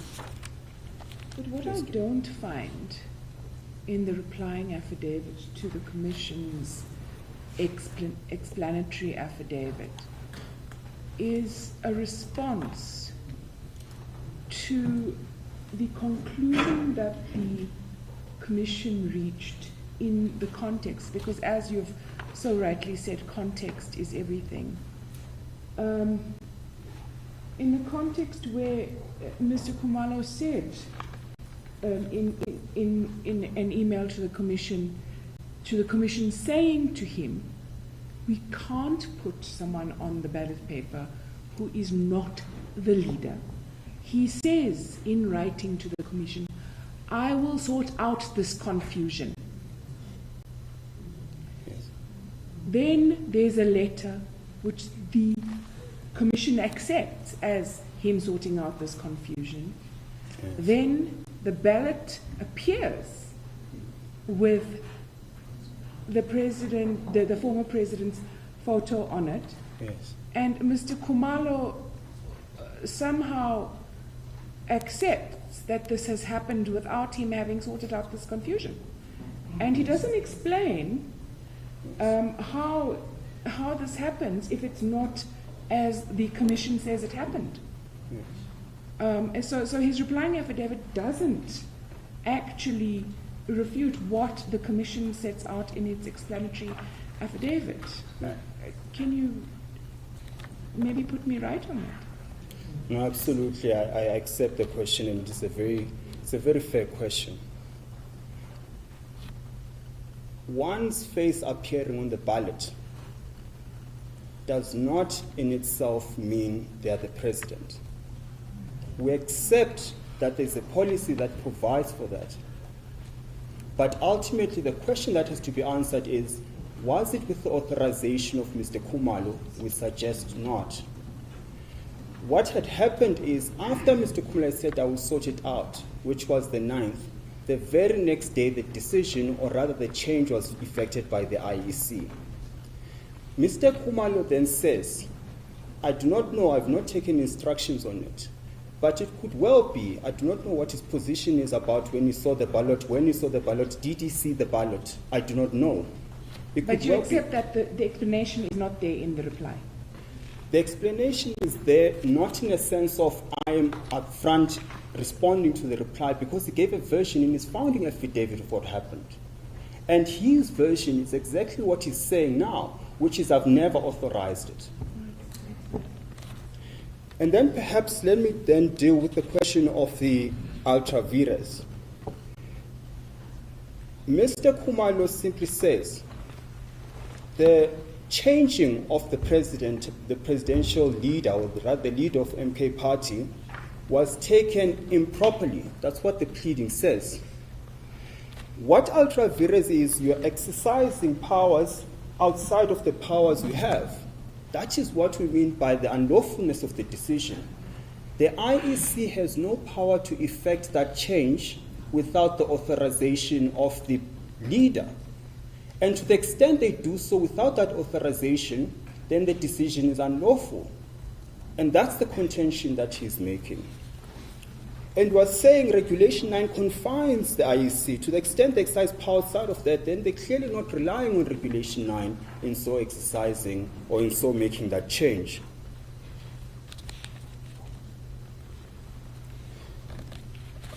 Secondly, I want to deal with the question of urgency. Perhaps before I get to urgency, because it's quite a topical one. What we have drawn to this court's attention is Section 22, capital A of the Act, which says the IEC, or rather the Commission, has the power to decide leadership constitution of a registered political party. That is all Mr. Khumalo is asking this court to do. You mean the court, not the commission? The court, my apologies, because it's the jurisdiction of this court that has been challenged. My apologies, and thank you, my lady. And of course, that deals with the jurisdiction issue as well. As far as condonation is concerned, so my learned friend, Ms. May, says, well, our replying affidavit came in late, and it prejudices her clients. What she does not tell you is how we got there. Firstly, she says the answering affidavit was due on the 20th of May. Well, it was due way before then in terms of the notice of motion, because the dominus litis in urgent application decides the dates. And she does not miss, or rather respondents do not comply with that notice. This court then issues directives, the registrar issues directives, the respondents do not comply with it. And at the point Mr. Khumalo is preparing heads of argument, then the answering affidavit comes. Mr. Khumalo then asks the registrar, we do not know what you make of the late answering affidavit. Should we reply to it? There is no response. And it is at the point where clearly there will be no response that then ex appetandi cautela, the decision is taken to file the replying affidavit. But if that argument is not good enough, then neither is the argument that the answering affidavit must be accepted, despite being late in terms of the notice of motion and being late in terms of the directives of this very court. That is more egregious with respect than the reason given by Mr. Khumalo. So on the same vein that the replying affidavit must not be accepted because it was belated, neither should the answering affidavit. Finally, on the question of urgency, I need to find, is that my phone? I need to draw to this court's attention the salient principles of, my apologies, salient principles of urgency. I draw this court's attention to the decision of Hopkins versus Men, MAN hyphen DEP, PTY Ltd. Well, Mr. Kasiboja, I'm sorry, but don't we accept in this court that if this is an electoral matter, it's inherently urgent? And the question is whether you and your client has acted with the requisite urgency and complied with the rules of this court? No, Isn't that the issue here? Precisely, and that's what I'm getting at, my lady. Because the criticism is that we are not here at the earliest date we should have been. Yes. And the Hopkins decision deals with exactly that point, that there is no requirement that in granular detail you explain the occurrence of each and every day prior to getting here. Hopkins is authority for the principle that if on the pleadings, even if it does not fall under a heading urgency, if on the totality of the pleadings there is an explanation of what happened day one to the last day, that is sufficient to sustain an argument for urgency. And Mr. Khumalo, a version that is not being contended against is that he found out for the first time about this letter on the 7th of May. That's his version, which is not controverted.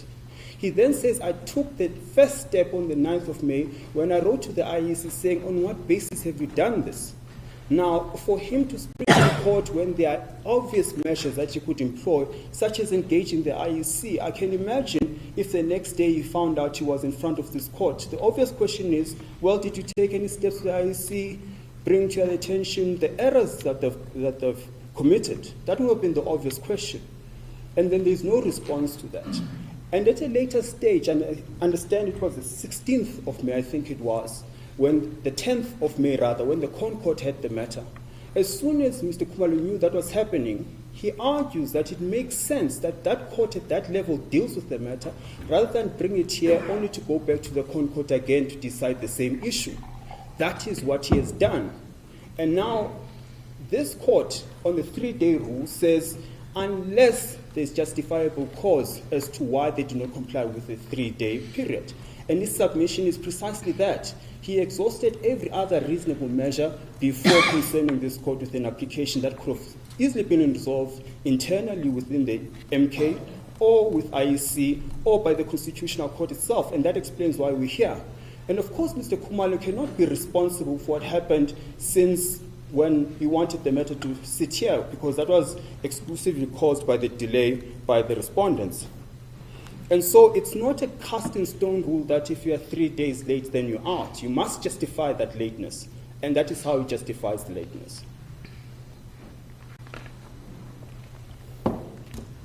And to the extent there is a suggestion that this is not a reviewable decision, what's the consequence of that? The consequence of that is even if you accept that Mr. Khumalo did not ask for this change, there's nothing you can do because it's not a reviewable decision. At what point then does the court get to exercise the power in terms of 20 sub 2 sub A in instances such as this? Of course it means this court has got the power to decide the issue. Absent that, it will just sit there simply because on principle this decision is not reviewable.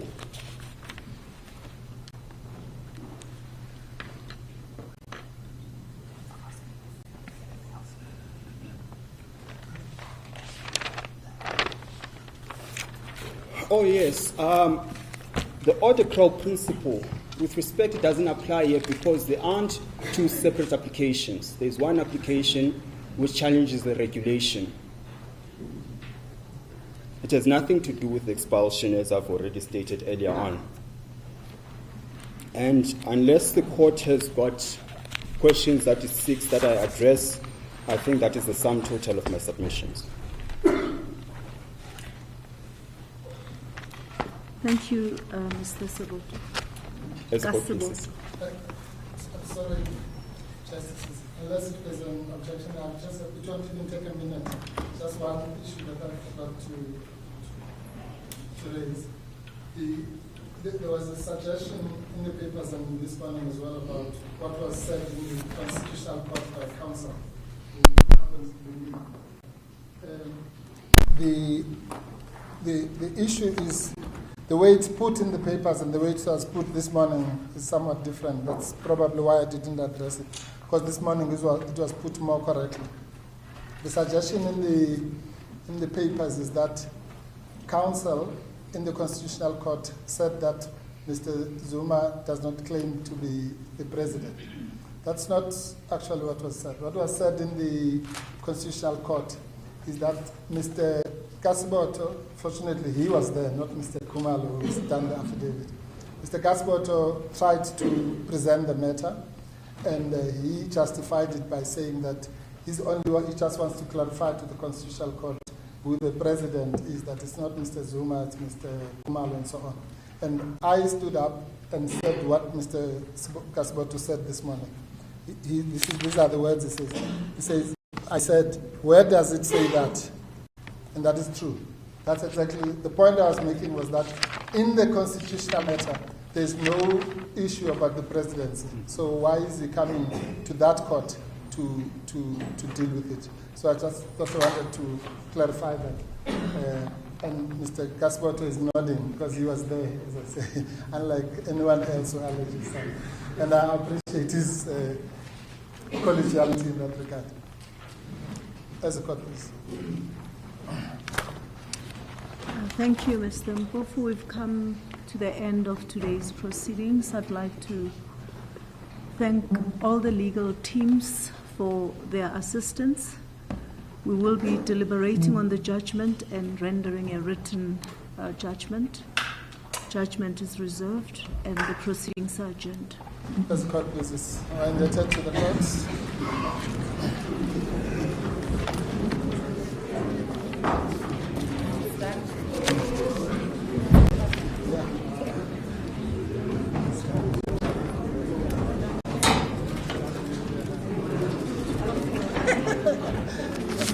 Well done.